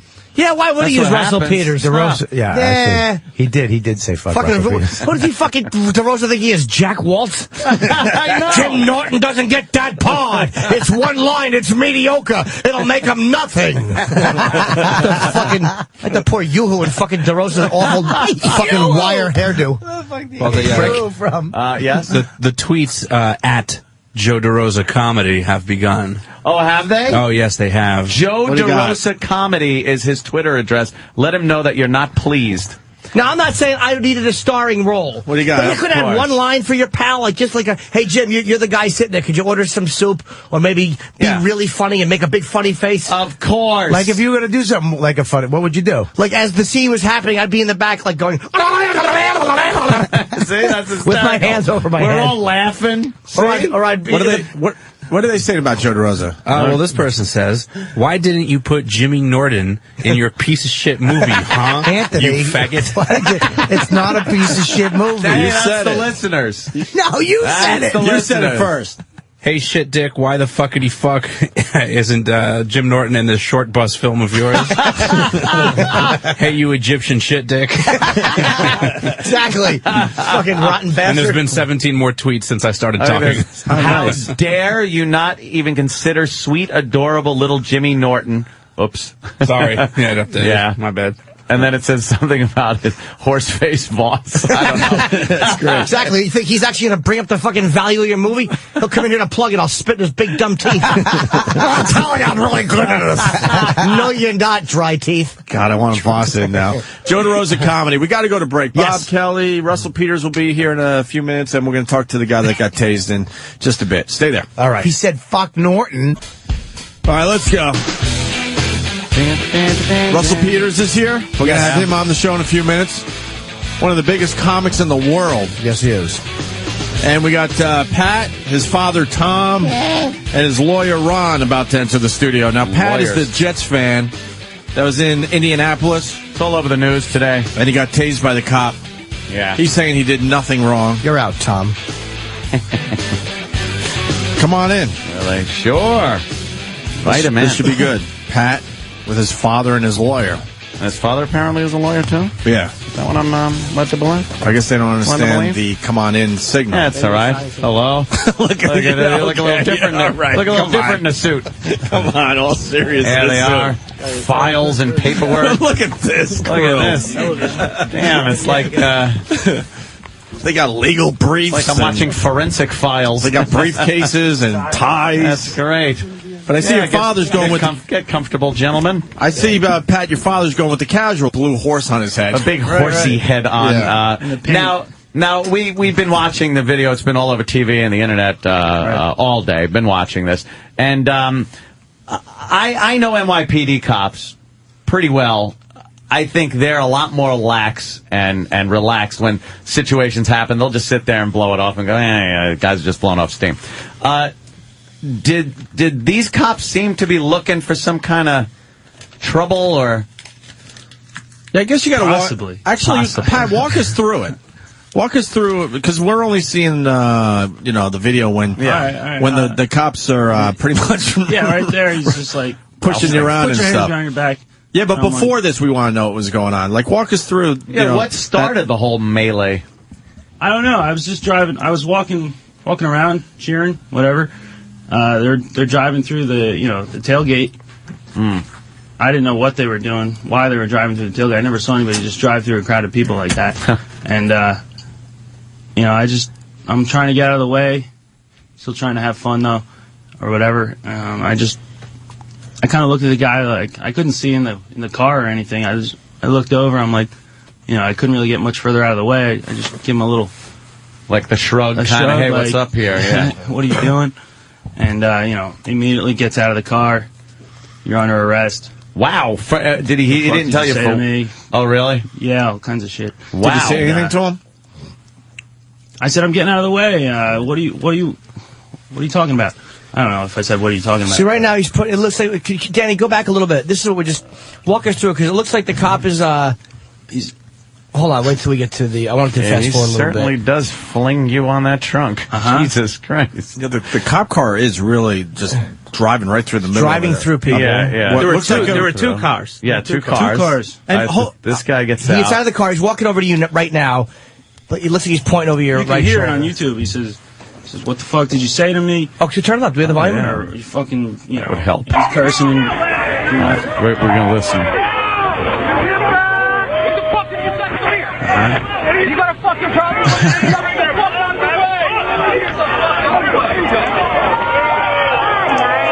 To single you out. They said I was cursing at everybody and throwing beer and taunting other fans. None of that is true, which baffles me. I really don't see how they had any reason to arrest me. I missed the whole game. I was just... Hold, Danny, pause this for 1 second. Damn. Yeah, the cop does jump out and go, what the fuck did you say? It is almost like a schoolyard thing, like, the cop jumps out, what the fuck did you say to me? He said, what's your fucking problem? Yeah. That's Pat's father, man. Now, at one point, because as I'm watching the tape, it does look like you're not putting your hands behind your back. That kind of gets He didn't say anything. He said, get up against the car. And I'm like, all right. I get up against the car. And then he's like, I'm like, well, what did I do? I might have said something like that. And then I go to the back of the hood. Like, he throws me to the back of the hood. Yeah. I didn't know he wanted me to go to the back of the hood. Now, when he grabs your arms, trying to pay attention. you kind of pull that left arm away from him. I did a little bit. I went like that. And that's when he kind of gets a little rambunctious. I'm like, what do you want me to do? Yeah. I didn't say that, but I didn't know he was trying to get me to put my hands behind my back. I was trying to, obey and just get along as easy as possible. Was pulling your arm forward kind of an instinct because you just all of a sudden 1 minute you're standing there, the next minute you feel like you're being thrown against a car and like, what the fuck? It was my instinct of like, get off of me, basically. What do you want? Plus, the cop was treating him like it looked like the cop was trying to treat him like to bitch him out. Like I'm a batter ass. Fuck you. And that's an instinct for a guy to be like, fuck, So he put you against the car, and then on the next moment your arms are behind your back. Like he and then my arms are behind my back, and they're saying, put your arms behind your back. And I'm like, they are behind my back right now. And at that time, the taser was on my back too, and I'm like, fuck. Yeah. So you got tasered? I didn't actually get tasered. He was, I felt it charged, and I thought I was tasered the whole time in like jail afterwards until yesterday. Somebody said the police reported out that I wasn't actually stunned or anything. The picture was ominous, where they showed that front page picture where he's like, If he was actually tasered, he would have been on the ground like a piece of bacon. Yeah. That's what I thought. I'm thinking, well, if I was tasered, I probably would have been a lot. Yeah. So now, did they? What did they charge you with, if anything?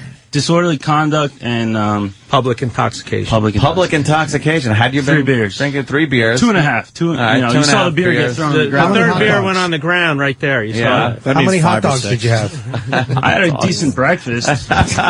So they had you been arrested before? No. No? So you didn't, know exactly, hey, I put my hands behind my back. I didn't know what to do. Oh, okay. So, and then they take you to some kind of holding facility where you then missed the entire game? Entire game, 8 hours. To both games, I saw half of the Jets game here and there.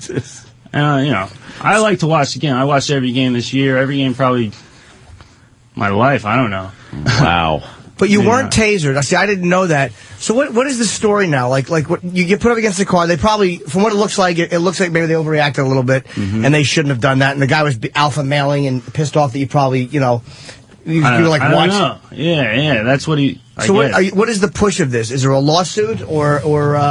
I'm not sure. Lawyer, what do you think? I think we're looking at it. I mean, I think my take on this whole thing is that. There, hit a mic there, lawyer. There it is. You got me now? Actually, yes. Ron the lawyer. Thanks. I think you had some overzealous, out of control police officers, maybe some overzealous Colts fans. I think if he didn't have a Jets jersey on, they probably wouldn't have grabbed him. I also think that what the Indianapolis people have to be concerned about, and we don't blame the Indianapolis people or the Colts, but we think this. I'm saying if he had a Colts jersey on, it wouldn't have happened. I'm saying the Colts people come here to New York. They come to the Meadowlands.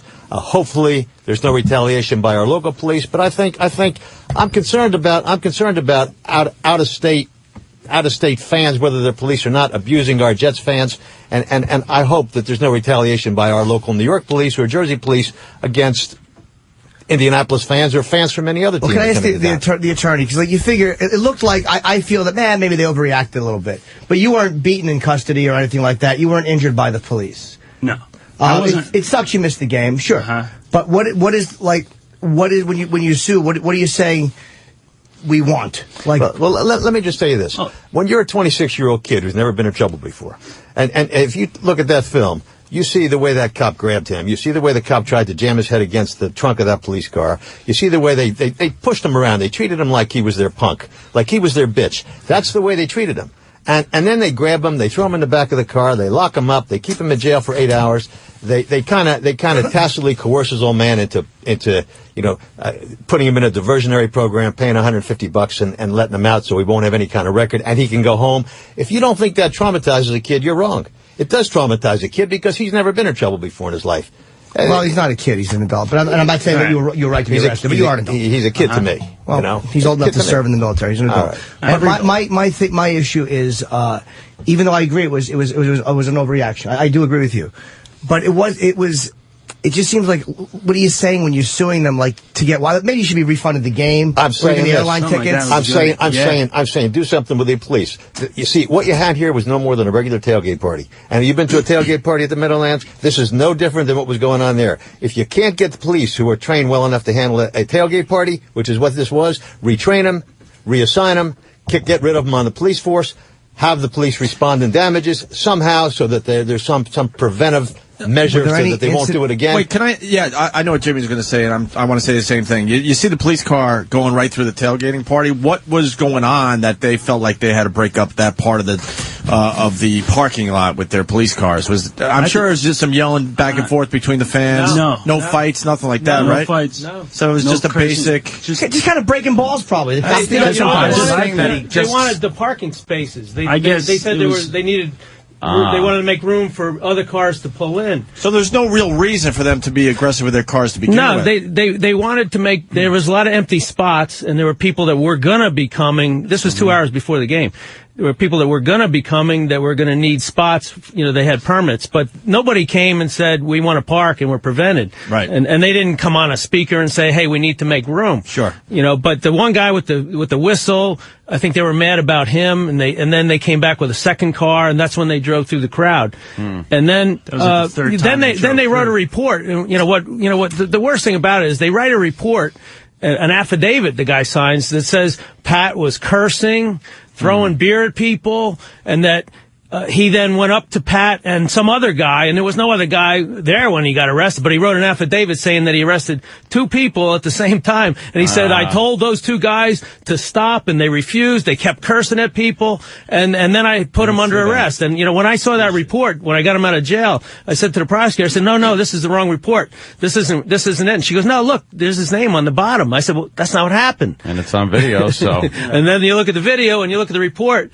and it's 2 totally different things. Wow. So, they lied on the report. Okay. And if they did it to him, they're doing it to other people. So, Were there any incidents that day, because you're saying they should better train the police department, were there any incidents that day of any type of police brutality or allegations that they, other than this event where they probably overreacted? Don't know. We don't know. I don't know. And what are the cults? What was their response? Have they had a response to you yet? No. Okay, so what is it you want from them or the city? Well, I want a couple things. Pat doesn't concern about an apology. He's not concerned about an apology, but I think he deserves one. I think I'd like to see these police retrained. I'd like to see them reassigned. I'd like to see them out of the way of, I'm using the expression, kids at these tailgate parties or adults. I mean, if they don't understand that when there's an AFC championship game and people come a couple hundred miles to watch the game, and guys like my 2 friends here who are rabid Jets fans are going to get, the way people get at tailgate parties, then get them the hell out of there. Is tailgating put some legal police there? officers there who have some self-discipline, some self-control, and if not, then they're going to have to pay. They're going to have to pay some money so it doesn't happen to other people. Can I ask you a question? How about a beer with the president? My only issue is you're saying you're saying control and stuff. And again, was the cop really out of control? Yeah, he was out of control. He didn't hit you. Look at the tape. He grabs him. Hey! Look at the cop who has the taser on the back of his neck, ready to go. He activated that taser. He was ready to go. I don't know if the taser just didn't work at that time, or if he didn't push that button to make it go. But that cop was ready to taser this kid, and this kid didn't do anything. What if their argument? Well, absolutely. And to single, you got to look at the whole thing. You can't just look at him slamming him into the trunk. He looked like he singled you out for no apparent reason. Like, I didn't see any reason why he would get out of his car even and approach you. You were doing nothing different than anybody else was He didn't like your attitude, which I don't think is an arrestable offense. I didn't even see or hear his attitude. Cops are nervous, too. They're regular guys, and they're going into driving into all these guys, testosterone. They're insecure, too. They're real insecure. You know and what? he was ready. He was ready to go, though. He was ready to go. If they would have just kept driving, there would have been no problem. Most cops are insecure That guys. cop going, what the fuck did you... That, to me, is sign the cop is looking to be confrontational, to me, unnecessarily. And then I say, why doesn't he just say what really happened in his report? I mean, if he felt that way, why didn't he just say what happened? And why did he make up this crap about cursing, throwing beer at people? None of that happened. That's just crazy. It's, when you get into a fight, though, I mean, he was probably nervous, too, driving into a bunch of guys. Right. You get He wasn't in a fight when he wrote that report. In your head, you don't, the same thing. You don't know the details. After you come out, you're like, oh, well, I was so crazy, I don't know what happened, too. He should have been, you know what I mean? more responsible, I think. I'm not making an excuse. Yeah, I know. You're right. Just said no communication whatsoever to me. I asked a few people, what are they doing here? Nobody knew. I think a momentary overreaction by a cop in that moment, it doesn't justify retraining. Had he used that taser, totally different. I mean, had he tased you... The picture on the front page of the paper was like, wow, this kid got tased. Yeah, and lucky for him, you're a white kid, because, oh boy, if you'd have been a plunger. If you'd have been a black kid, that would have been all over Johnny. That cop would be somewhere, fired, suspended, something like that. Keith Robinson got cops home, and they pepper sprayed him, and he pooped his pants. Yeah, he shit his pants. And they should have pepper sprayed him. He was 6 cops, a comedian we know, and he just wouldn't put his hands behind his back. Keith is an ass. Keith is an animal. Then he goes like this, pepper spray me, bitch, I eat that for breakfast. And they did, and he went, And they gave him some breakfast, and he shit his pants. He shit his pants. Oh, my God. How did I not know about this? Hold on, we got a couple of really good phone calls coming in here. If the lawyer, get some headphones. Who, for the lawyer or Roger Daltrey? I can't wait to see it at halftime, sir. No problem. Roger D. He's on a show called Kung Fu. And maybe the cop didn't like Will Ferrell movies or something. It looks like Will Ferrell. Russell Peters has made a show here. Let's say hi to Mike in New York. Mike. Colin, can you hear? Hey, what's going on? Hey, Mike. Hey, listen, this kid got a bad beat. All right, what happened? Sounds like Yeah, he got assaulted and he got a bad beat. He got thrown in jail. Okay, it happens. But Jimmy, I think you're hitting a fair point. What are you getting out of this? This is where the lawyers come in, and I see this as a financial opportunity. The lawyers are going to hop all over it. You know what, kid? I think you should be reimbursed for your tickets. But these lawyers come in and they start telling them, look, financial opportunity. That's the problem with America today, is that the lawyers are all over the place. Well, you think this is an issue of financial opportunity for the lawyers? Then you're an asshole. How about that? Because this has got nothing to do with financial opportunity, jerk off. This has to do with the fact that a kid who drove hundreds of miles to get to a football game to watch a team he's been cheering for since he was born get thrown in jail for 8 hours and get kicked around by the police. If you think this is a financial opportunity for lawyers, then you got some retraining to do yourself, pal. Well, did you fly or drive? They flew. Do you get that? You think this is a financial opportunity? I'm talking about retraining. I'm talking about reassigning. I'm talking about not having some out of control asshole go grabbing a kid because he doesn't know how to handle a tailgate party, which is no different from any party that you might ever been to at the Meadowlands. You get that? Do you get that? I think because if you don't get that, then get the hell off the phone because you're wasting my time. This lawyer's going to tase you. Wow. All right, let's go to the next call. Verbally tased. We got someone calling from Indianapolis. Steve. Hey, boys. Thanks for taking the call. First of all, thanks for coming to Indianapolis and spending your hard-earned money. We can use the cash here. Second of all, to the attorney, I believe you said it twice that you hope that it doesn't happen to Indianapolis Colts fans when they come to the Meadowlands by the local police. And I see that as a threat. And also, by the way you just handled that last call, you're clearly doing a disservice to your profession by calling somebody an asshole when you're there on the time. Come on, dude. Well, I'm not sure what your question is, but you know what? But whatever it is, if you perceive what I'm saying as a threat, I'm just telling you this. I don't. But there are those people who would think that if a Jets fan goes out to Indianapolis and he's treated the way this kid was treated out there, that it is possible that we got some loose heads out here in the New York, New Jersey area that might get a hold of somebody in a Colts jersey who had a few drinks and decide to treat him the same way. How'd you like that if that was your brother, your mother, your father, or your kid, son? How would you like that before you start talking about out of control? It sounds like he pulled away from the cop, which is clearly actionable by the police officer to protect himself. He didn't pulled away from the cop. You sound like somebody who'd be defending Rodney King. Dude, no, I'm not. And the Indianapolis Police Department, by the way, they have to patrol this thing called Black Expo every year in Indianapolis, which every black youth comes out to party his ass off. So now you're a racist on top of being an asshole. Now you're a racist. Now you're a racist. Now you're putting the black-white thing into this. What? I know this is radio, pal, but these are white people we're talking about here. This has got nothing to do with black people. You're not demonstrating your professionalism by using that type of words. I mean, you can do that on the opening Nancy show, but come on, you're there as an attorney. Why don't you use some regular words? You mean like you just did? Like fucking?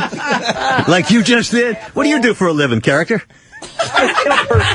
What do you do? I'm a salesperson. You're a salesperson. What do you sell? I sell pharmaceuticals. Oh, you sell pharmaceuticals. Well, that's a great industry. Drug dealer. Hey, you're a goddamn drug dealer is what you are. Hey, listen, friend, I want to tell you this, too. I want to tell you this now. Shut up and listen for a second. My friends tell me that they found everybody in Indianapolis to be some of the most gentlemanly, kindest, nicest people they had ever run across. And the statements we make about the police involved in this incident, perhaps, and I'm not sure, but perhaps some rogue cops who lost control of themselves for a few minutes. What I'm telling you is that is not to us meant to characterize the entire folks out there in Indianapolis. These guys tell me that they had a great experience out there until this incident happened. They got nothing but high opinions of the Indianapolis folks out there, and probably the police out there are a good bunch, and we get it. You know what? I'm a prosecutor locally where I come from, and I work with police on a regular basis, but I recognize there are rogue police officers out there. I'm not saying these are rogue police officers, but I'm saying these are not police officers who ought to be assigned to handle tailgate parties. You really disagree with that? I mean, if you looked at that tape, are you telling me you think this kid to be, deserved to be roughed up, handcuffed, thrown in a car, locked up for 8 hours? Are you telling me you think that was okay? Are you telling me you think that was okay or not? He's gone there, sir. All right. I have a question for the attorney. What's your name? I don't want to just keep calling you. Ron Sage. Do you handle cases of talent who has disputes with their radio companies? Ron, we want to talk after the show. We have some things to be worked out here. We want to hire you to talk to our bosses, set them straight. You can sit. I want you to call them friend and pal and champ and all that. Can Ron sit up straight if he wants to? Ron, you can if you want. They stand. I like it the other way. Hey, did you hold on? There's been a dispute here. You said drove for 8 hours, and you said Continental for the breakfast. Did you fly in? No, the Continental breakfast. Oh, okay. I think you flew. We stayed the night before. Okay. We flew out of Philly to Washington to Dayton. Okay. And then drove about an hour and a half out of Dayton, Ohio. Okay. Damn.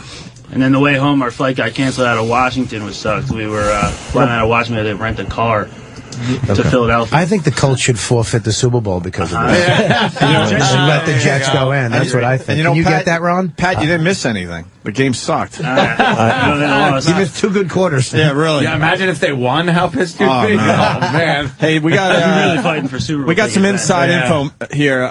Who's this, sir? Hello? Yeah, you, brother. Go. It's Exec Protect. How you doing, guys? All right, man. Hey, Ron, question. Yeah. Cop, a reserve cop. Did I read that? I understand he was specially assigned. Oh, boy. Was he special ed assigned, or was he... Was he a part-time cop? I understand he's a full-time cop somewhere, but was specially assigned to a security detail at the game. Okay, which means that he probably doesn't know how to handle crowd control, right? Well, he didn't know how to handle this crowd control. No, without it, because if you look at the video, you can see, and being I'm a security specialist, and reaction and people's body language, and I'm sure you can understand that being a prosecutor. You could see how he just seems to be. I live upstate New York, where they have these part-time policemen, and these guys get about six. I think it's 6 months of training or 6 weeks of training, and usually it's the guys who cannot become full-time policemen. I thought I read somewhere he was a reserve cop. Dude, what mall do you work at? I don't Anthony, All right, let's say hi. Everybody wants in. Let's say hi to Jared. Jared. Hey, Jared, what's up, man? Jared. Speak and be spoken to. Oh, my God. Hello. Hello? Yeah, go ahead, bud. Hey, man. Look, Jimmy said it a little while ago. This guy is 26 years old. He's not a kid. Stop referring to him as a kid. He's an adult. It sucks he went to jail. Boo fucking who? I went to jail at Mardi Gras. Fucking deal with it. Quit calling him a kid. He's an adult. Is that your problem? I'm calling him a kid? Is that why you're calling? Because you got a problem maybe referring to a 26-year-old guy as a kid? Is that your problem? No, sir. I don't All right, know. well, then what is your problem? What is your problem? And why did you get arrested at Mardi Gras? What the hell did you do at Mardi Gras? And did you deserve to be arrested? Did you deserve to be arrested at Mardi Gras? Did you? Did you deserve to get arrested at Mardi Gras? No, sir. Somebody pushed me, and I bumped into a cop. I went to jail for 8 hours. You punched the cop. You punched the cop. Did you see this tape? Did you see this kid do anything? You punched the cop. Not a kid. Stop it. Your problem is referring to him as a kid. How old are you, pal? I'm 43, sir. And you punched the cop. How old were you when you punched the cop? How old were you punched the cop? Look, how old were you when you punched the cop? Oh, man. How old were you when you punched the cop? Were you over 30? Yeah, whatever, dude. Whatever, dude. Whatever, dude. Another asshole. Okay, let's go. Sit in front of this guy Jimmy, don't let this guy. Jimmy, don't let this guy get off with this shit. All right, let's go to Mike in Boston. All right. Mike. Hey guys, what's going on? What's up? Hey, this is for the lawyer. You mentioned that you wanted the police in Indianapolis to be retrained. Yeah. And then you, which I can understand, but you also mentioned that you're worried about the New York and New Jersey cops coming back at Indianapolis fans. Do you have any intention of training or putting forth some sort of action to train these hypothetical New York and New Jersey cops that are going to rough up an Indy fan? Hey, you know what? Have you ever heard of this happening in the Meadowlands? And you haven't, have you? And the reason you haven't is because down here we train our cops so that they know how to handle tailgate parties, which is what this was. This wasn't some out-of-control crazy affair. This tailgate parties with young people and older people who were drinking, who were partying. Happening. Huh? You said you're afraid of it happening. Well, you know what? I mean, frankly speaking, there are those people who saw this incident and said, what the hell are the Indianapolis police doing? If it's Indianapolis police, so I understand it's Speedway police or some adjacent town. What are they doing thinking about tasering a kid for nothing? And I'm saying that there are those people who might be thinking about, hey, you know, maybe somebody with a Colts jersey on ought to have a taser stuck on the back of his neck and locked up for 8 hours to see whether or not this is the kind of behavior that's approved on. That's all I'm saying. So you're worried about it. So what actions are you going to take to prevent that from happening, since you're so concerned about this happening in New York and New Jersey? Well, what action do you think I'm going to take, jerk off? I'm not the governor of the state. I'm not the governor of their state. I'm just another schmuck lawyer from a small town. I'm just some country bumpkin from Freehold, New Jersey. The hell you think I'm going to do about it? I can't make the law. Come on. Because you want to make changes happen in Indianapolis, though, don't you? I want these cops to be retrained or reassigned. Sure, they can't handle crowd control. They can't handle a tailgate party. You want your kid to be at a tailgate party where this kind of crap happens to a 26-year-old guy? I mean, for nothing? You want your kid subjected to that? You want him locked up for 8 hours in front of his dad? You want him to be traumatized? That's what I called about. Think that's okay? Then what did you call about? Did you forget my question already? I think you might have forgot your question. You want me to come up with some retraining for the Meadowlands police who don't need it is what I got, and I think maybe you're smoking something because you don't seem to get the drift of this conversation. Your comment earlier said you were worried about it happening.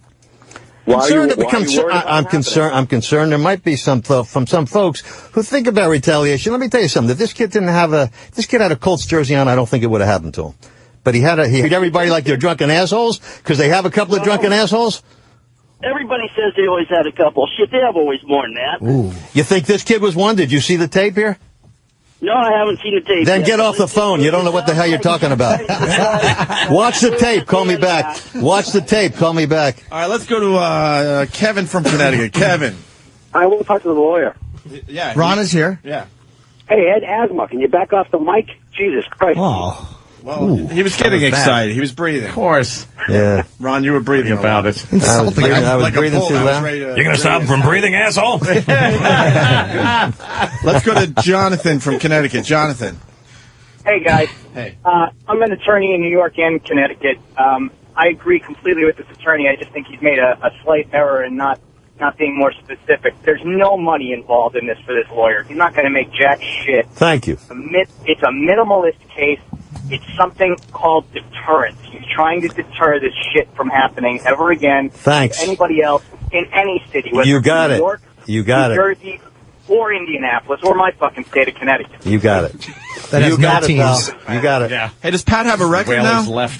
There's nothing. Lacrosse. No record. No record for He's got Pat? an arrest record, actually. I was going to say, can you guys get the arrest record removed? Do you know that? Well, he's not going to have a record when this is done because his dad. Here, let me have his dad answer that question. Hang on a second. The papers that he actually signed said that he had we were just trying to get out of Dodge that night, and the papers that he signed for this agreement said that he had to agree that he couldn't expunge the arrest record. I didn't understand that, but what? It's a dismissal, but there'll be an arrest record. Why would the cops want you to sign that? Because does it make them look bad or like they wasted time if it's expunged? They wanted him to sign a paper that would basically, I think the idea behind it was to relieve them from any potential liability.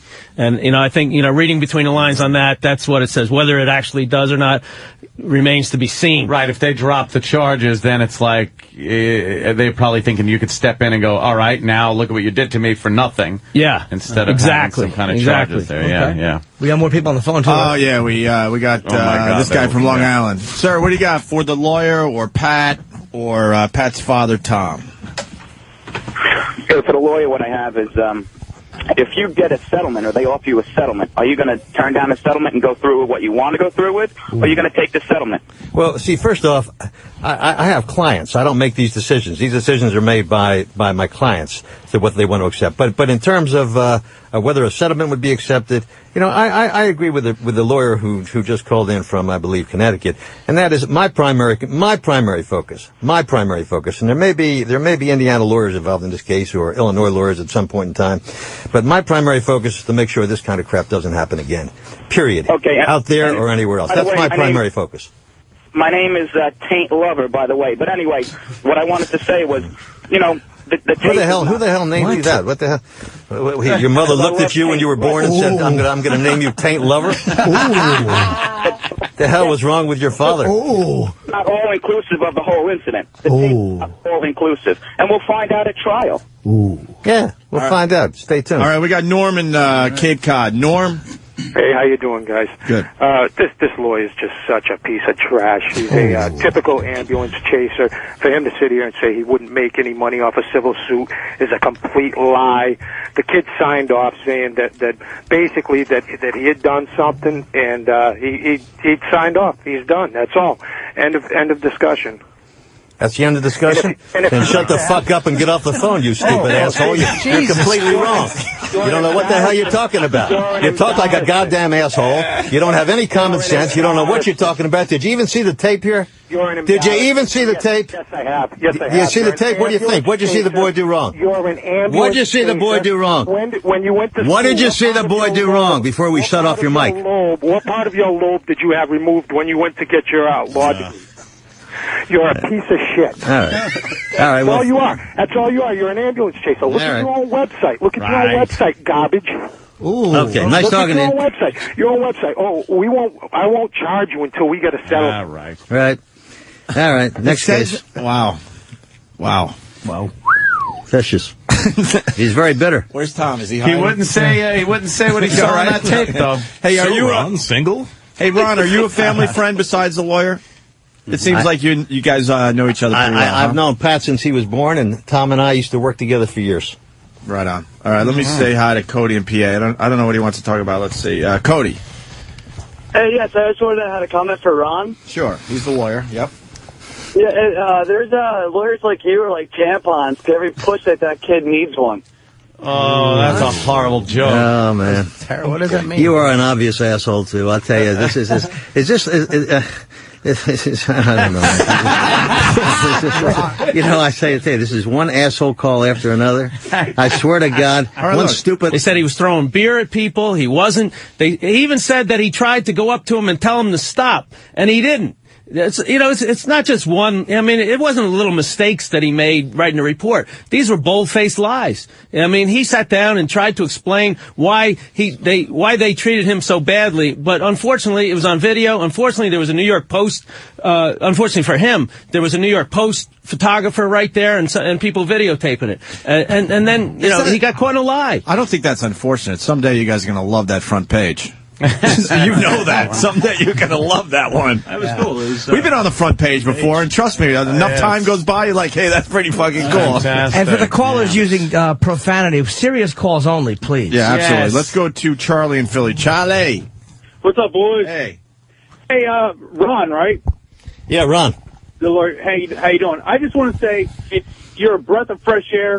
I like how you are. You shoot from the hip. You tell it how it is. You know, I mean, none of this more cliches, lawyer garbage. But I gotta say, I hope you win this case, because there's a case in Philly where an off-duty police officer shot a 19-year-old kid in cold blood at a party. These cops take their authority way too far, and they're trained to be level-headed when they get into a situation. These guys are just too quick with the trigger. Absolutely. Wow. All right. There you go. Let's go to Peter in Massachusetts. I don't know. I want to say I don't know the specifics of that case, but until I'm not passing judgment on it. You're a little bitter. Sound like you got a few issues. Ooh. Yeah, I do. I have issues with fucking shysters who go after police officers for doing their fucking job, you fat fuck. He doesn't even know what he looks like. Sorry, Bobby. He's actually in shape for an older guy. He wasn't talking to me, Opie. He was talking to Ron. Oh, I'm sorry. And you fluctuate, Bobby. Don't worry about that. Fluctuating Bob. His body's open. Hey, have I still got you on the line? Ron, we got him, Ron. You still on the line? Yes. The Ron kind. All right. Are you still on the line here, pal? Yeah, I'm here, you fucker. All right. Well, you do sound a little bitter. Why don't you, why don't you take a breath there for a second? Hey, listen, did you see the tape we're talking about here this morning? Did you see the tape? Why don't you go fucking shove your fist up your ass and jerk off on your fat wife, you fucking scumbag? He's still not talking about Somehow I'm thinking this isn't a productive conversation. No. I don't see this as being productive. Jesus Christ. Get rid of this asshole, will you? All right, we got some intelligence here. Jeremy in New York. Jeremy. Oh, Ron the lawyer is a cunt. Oh, stop. How about some talk is that? serious calls here? Serious calls only. Let's go to Fred in Brooklyn. Fred. Hey, what's up, guys? Oh, Fred from Brooklyn. What's up, brother? I just love hearing a real guy not talking legalese. The guy is a straight shooter. The lawyer he's standing up for what he thinks is right, and he's saying it in real words, not legalese, and you got to pat him on the back for that. Yeah. Absolutely. Yeah, I think you got a lot of... I like this guy. He's got chutzpah. I think you got a lot of fans, Ron. I wish he was my divorce lawyer. That's for sure. That would have worked out well. You don't talk like that in court, I hope.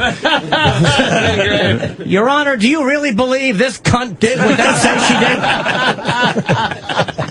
Well, you know, the fact is I do have a few contempt convictions and a few reprimands, but of course you do. But they were all baseless. Yeah. You're Jeffrey Tambor on Justice for All. Wait, how do you two know each other, Ron and the father there, Tom? You guys go way back? We go way back. We go way fraternity back. brothers? What is it? No, Tom and I actually worked together for about 8 years back in the 80s. Wow. Oh, there you go. What went wrong? He decided he had a way to make more money. Oh, shit. And left you behind, right? Left me behind. Goddamn gutter. Objection, Your Honor. Objection overruled. Well, aren't you an asshole?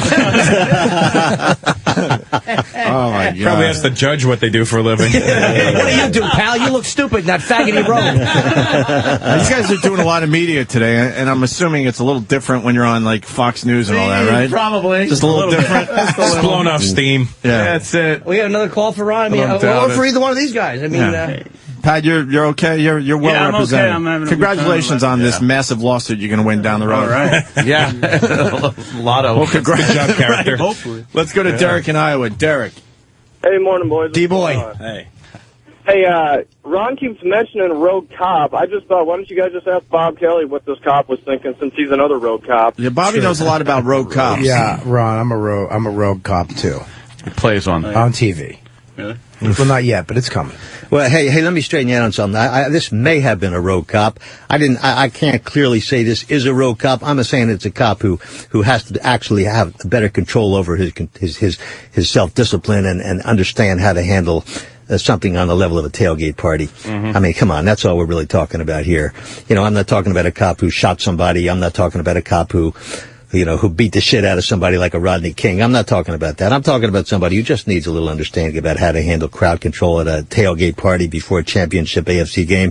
That's all I'm talking about here. Do you want to see this cop fired, Ron? No, not necessarily. I'd just like to see, as I say, retrained. I'd like to see somebody talk to him. I'd like to see him, trained so that he doesn't think he can just grab a kid in a Jets jersey because he's in a bad mood. Maybe he's an avid Colts fan.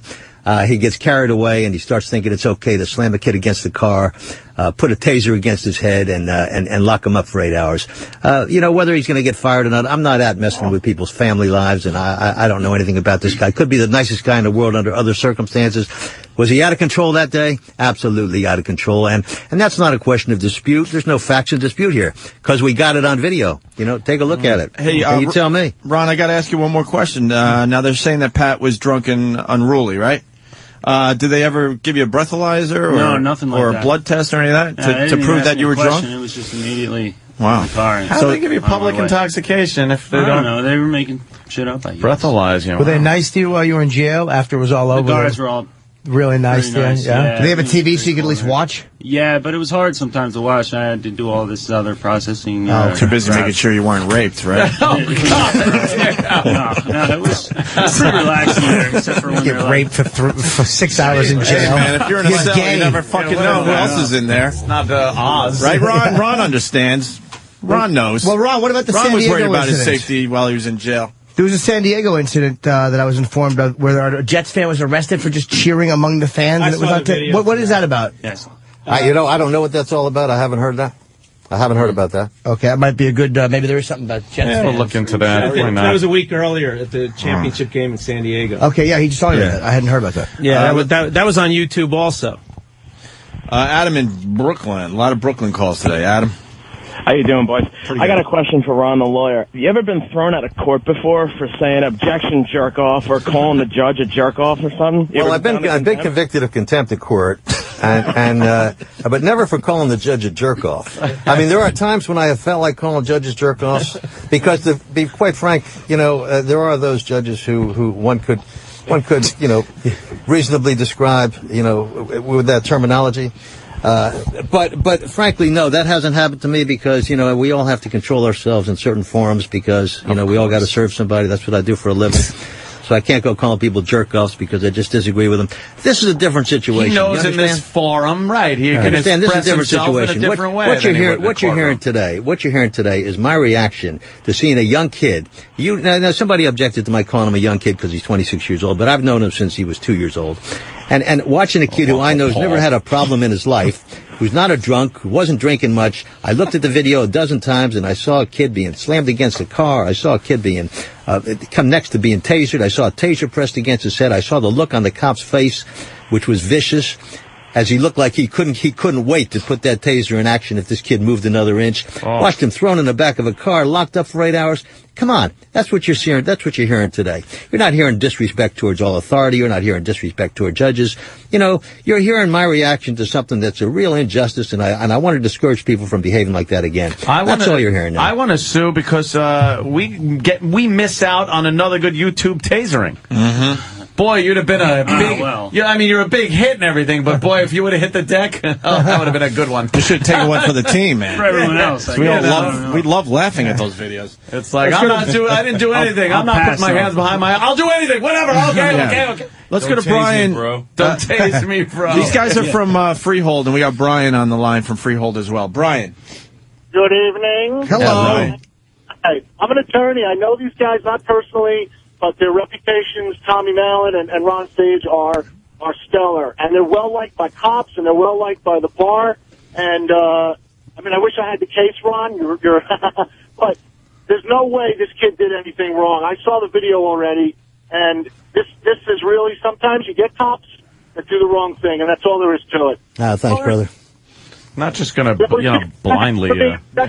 All right, we're losing you. Mike in Orlando. Mike, support, wrapping up with these guys, but everyone wants in. Mike?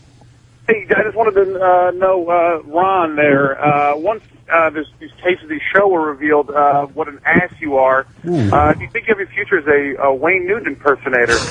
You come across I heard a little bit. Little Wayne Newton. Quite the queerish Wayne Newton. Jesus. Oh, man. You must have the wrong number, asshole. No, I have the right number, asshole. Oh, wow. You got anything else to say? Did you see the tape here, son? Did you see the tape?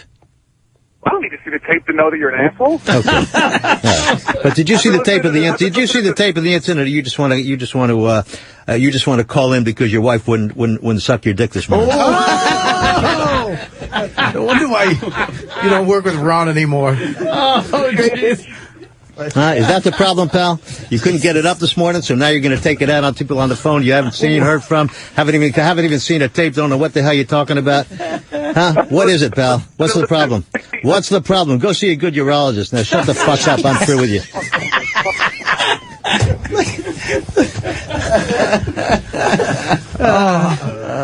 I don't like the fact that people are giving Ron a hard time. I know. The fact that he sounds like Gomez Adams when he talks should not affect people's phone calls. People are loving him. No surprise why Tom decided to go out on his own. I know. It was safer that way, right, Tom? Tom is saying they have to wrap up shortly, I guess, because they have to lose. Well, he doesn't want Ron to blow the case. Yes. Well, look, man.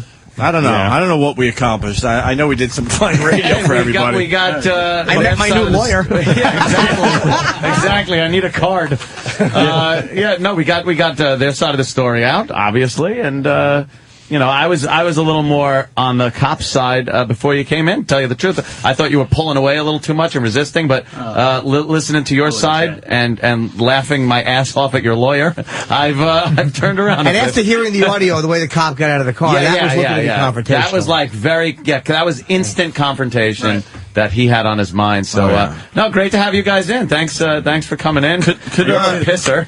Could Ron the lawyer come back on our show someday? To talk about all this shit? Lawyer segment. It's all tan. Look at him. I'm Ron the lawyer. Thank you very much. All right, we're going to take a break. We're going to we got Russell Peters in studio. Yes, Ron. Appreciate it, brother.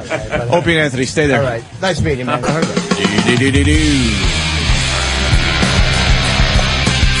Opie and Anthony in studio. Russell Peters.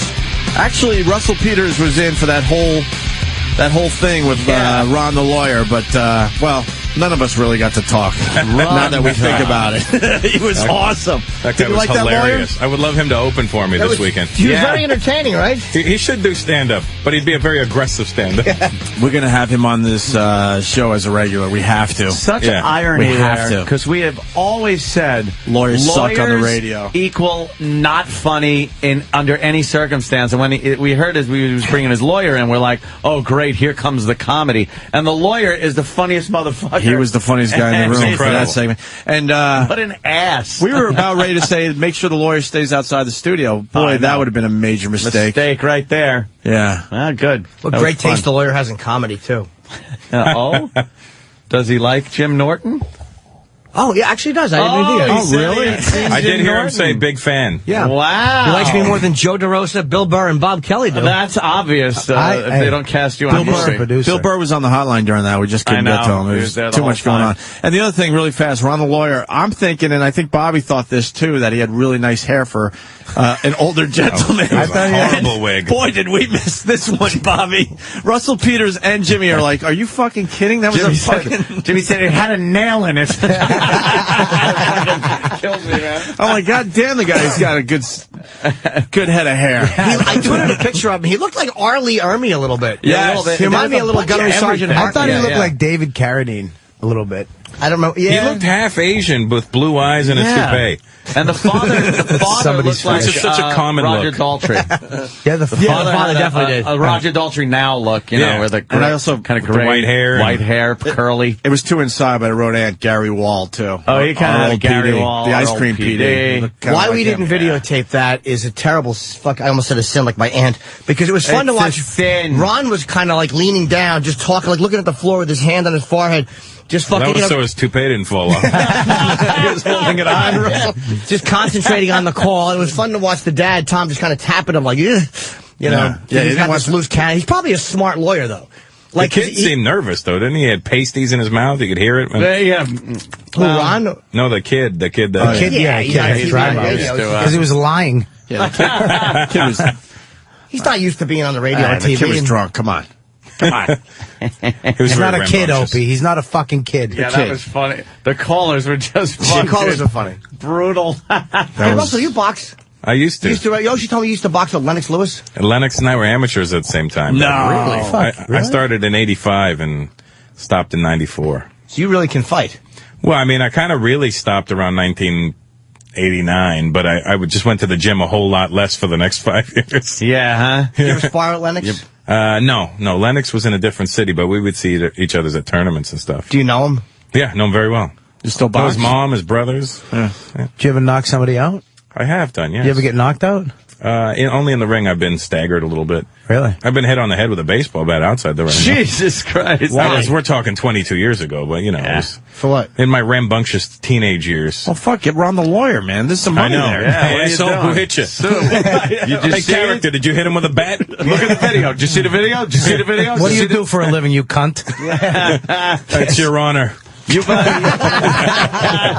You've knocked people out like on the street, like street fighting kind of shit. Just back in the, not in the long. I've done a little jujitsu too, so the past few knockouts have been more chokeouts than knockouts, but you know, that's how it goes. What are you? You're a Toronto guy, right? Yes, sir. And big MMA fan. I am. Yeah, me too. Well, I'm more boxing first, but then MMA. What happened with Pacquiao and we were trying to get Pacquiao and Mayweather in. And then, why did that fight happen? That fight came together way too easy, didn't it? Like, it was just like, everybody was like, hey, it should be the great fight. And then they were like, March 13th. I was like, oh, what the fuck? It's kind of like a girl giving you pussy too easy. Right. You're like, wait a minute, what's wrong with this? The so then they created some problems, and they've set up other fights to build the hype a little bit more, and then it'll happen later on this year. Oh, all right, okay. They can milk it a little bit. Yeah, I think that's what they should have done, too. So they created this little controversy to make it look like a real hate match now, and it'll create more pay-per-view buys in the long run, I think. As a guy who can fight. I was just going to quickly say boxing seems to be in trouble, though. I don't think so. You don't think so? I think MMA is going to burn itself out because it's it's way too accessible right now. Yeah, it's very readily available, and it's on TV every night now. And eventually people are just going to be like, Give me something else. You know, at least that's the first time I've ever heard a point that actually makes sense, because boxing, you don't watch boxing every night. No. You wait until there's an event, then you watch a big fight. This is like every night you can Yeah, tune but in when and you watch watch this. the You're events, right. the big events in boxing stink. It's fucking Yeah, but the fighters stink. still make way more money. Yeah, but you wait, and then all of a sudden you see the fight and it fucking blows. Well, you're just used most to a of the different time. pace now with the MMA. And there's no heavyweights. There's no exciting heavyweights Well, there's whatsoever. no heavyweights that Why speak don't you English. fucking join? You know what I mean? Wow. You know what I mean? Wowzers. What did you say? I said, why don't you put Jimmy in the movie, you fuck? No, I didn't hear what you said, you fucking cunt. I'm a good actor. Fucking What movie dirty are you racist. doing? He's doing here's what it is. He's doing a movie. It's not a movie. It's a short independent film. Bob Kelly, Bill Burr, and Joe Who's more DeRosa. short and independent than Norton? Exactly. You're in the movie, kid. You're right. I didn't get that. Bobby, Joe DeRosa, and Bill Burr, alleged friends of mine, are doing a short film in New York. I love you. And I've I always put myself up to be in it, Bobby. Do you want to be in the movie? Yeah, can I be in the... Absolutely, dude. I could be the brown guy. Fuck Aziz Ansari. Dude, I'd fire Voss today for you. I'm kidding. You can't fire a Jew. Are you crazy? I want to actually know more about Russell, because you guys are saying he's like one of the biggest comics in the world. Russell sells out fucking everywhere. And it's like Dane Cook sellouts. Yeah, right? but Russell the big came out of arenas. I mean, Russell, he came out of nowhere. But you're from Canada, huge in Canada, huge in Asia. Now you're huge in America. I mean, you're worldwide. Really? Jesus in Africa? Yeah. This guy's taking over continents. It's so funny. We keep getting these requests from Ghana, Nigeria, and people show up with Kenya goats. and Tanzania, like all over Africa. It's like, when are you coming? We love you on the YouTube. I'm like, they have dial-up. Come here, and we have $10 million waiting for you. Yeah, I keep getting invited you to give us your Egypt. bank account number. It's almost like the Al Qaeda's following me. Yeah. We love you in the cave. He's going to be performing on the back of a fucking flatbed truck with a mounted gun in it.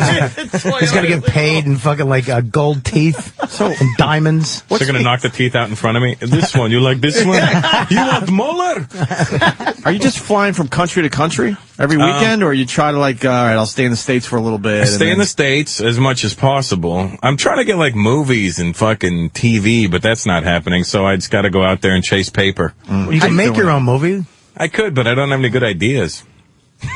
That pretty much is the thing to make in a movie. Neither did me and Billy or Joe DeRosa. Just make it. Speaking of which, we got Bill Burr on the phone here. Hey, Bill's in Tampa this weekend. Is he? Bill. Tampa. What's up, guys? Hi, Bill. Hey, Billy. Hello, Bill.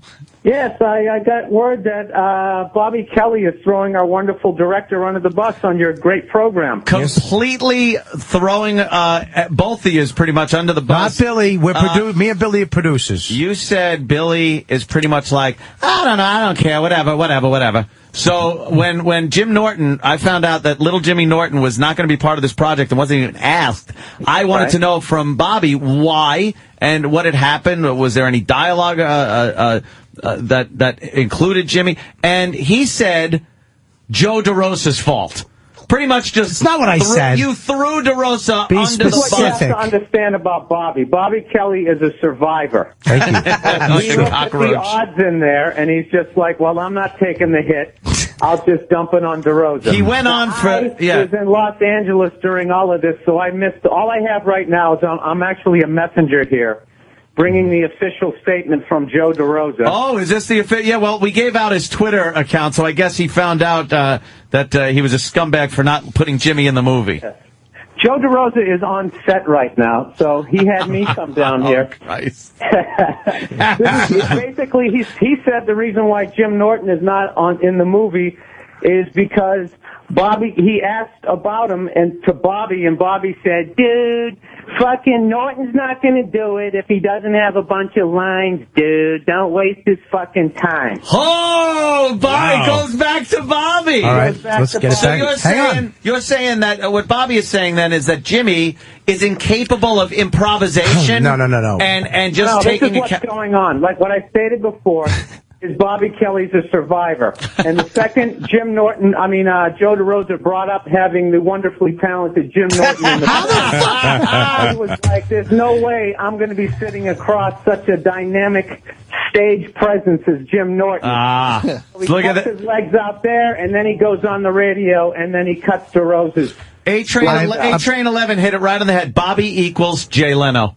See what you're doing? apparently Bill's a survivor, too. This is a fucking great... Yeah, I think Jim Norton's a really talented guy. He just wasn't getting the ratings.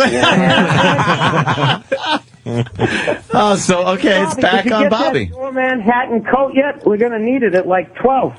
Yeah, it's 10:15. The doorman. That would be Rich Voss playing the doorman, right? Yeah, Rich Voss. Rich Voss would be a good What we're doorman. dealing with here is it's nobody's fault. It's really a budget thing. All we can afford is guys like Rich Voss for free, and Bobby to work for free. That's what's really going on here. There's no reason to trash people there, Bobby. What are you doing? We're trying to get good press here. It's true, Bob. I didn't say anything. Way to go, Bob. I was just trying to I say said it was Joe's doing a controversy great for the movie. job. He shaves his goatee I said off and Joe's changes. doing a fantastic job, Bobby surprisingly. Kelly is a cancer on the set of a movie. I would just say he's a polyp. Do it in 3D. Thank you. Thank It'll you, Russell. fucking be huge. It is in 3D. Oh, yeah? Yeah, no. It's actually- Avatar 3D. Voss's teeth would scare everybody in 3D. What are Voss's lines? What are one of Voss's lines? Go ahead. I have no idea. Oh, stop. You do. I You're swear, the producer. It's He plays basically an annoying doorman. Yeah, he plays. He says, "I'll get that for you." There's very minimal lines. I'll get that for you. What, you think I couldn't do that? I'll for that. No. Oh. No.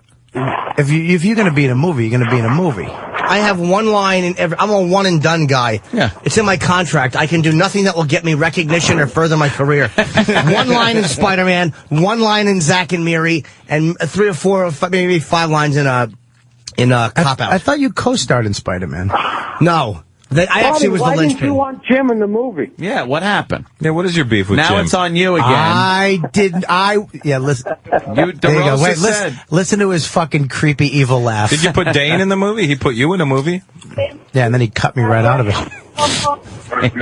I don't think DeRosa wanted me in either, though. DeRosa No. never liked me. No. It had nothing to do with that. I think that at the beginning of this movie, we couldn't. It was literally like nothing in there for him, and. Was there nothing in there for There's him? nothing in it. What are you going to do? Give him one Doorman. fucking thing and be nothing? Like, or a background player? Be a friend, at least. What, he's going to sit in the background? Hey, it's New York. I can sell peanuts in the movie. Fucking Voss Louie Bean. You've seen him act. It's horrible. Well, I couldn't be there while you guys are talking one time and do 1 or 2 lines and then get out. Yeah. Like when I walk out, the audience applauds. Like when fucking Tim Conway would walk out on Marriage Tyler Moore. Yes, exactly. I say, As Dorf. Billy, I say we actually put Norton in something. No, I wouldn't do it now. My feelings are very hurt. Billy, would you? He's a sensitive man, What do you Bobby. say, Billy? Fuck 'em. I feel terrible that we've somehow ruined our relationship with Jim Norton. Jim, this is, I swear to God, there's like 5 parts in this. I know. Yeah, well, 4 I don't think we should. Why don't we just fire Voss today? Should I mean, do it's that. It's showbiz, dude. We fire him and we throw But Norton Jimmy in. ain't taking What are you, his shit now. agent? Let me talk to the You know fucking what? client. Fire Voss and hire Bonnie. He might do it just to see Voss get fired, Anthony. All right, now you made a good point. Now he had some controversy to the film. Survivor. Now he's putting it on Boss. Look at No, I'd actually like to see Norton play it more than Voss. It'd be a fucking way better hit. You know, more people would fucking want to see this movie. I know. How do you not want a built-in guy like Jim Norton, who has a built-in audience here on this program, talk about the film and everything? It even makes bad business sense. Hey, Never let's- mind fucking a friend over. I agree. I didn't fuck. Let's not downsell Last Comic Standing here. That's what you say. That's how you put it. I didn't put it that way. Oh, you're the worst. DeRosa's always been very anti-Jim Norton. No, he Why loves is that? you. No, he doesn't. Norton loves you. Jim, what really happened is we had too much respect for you.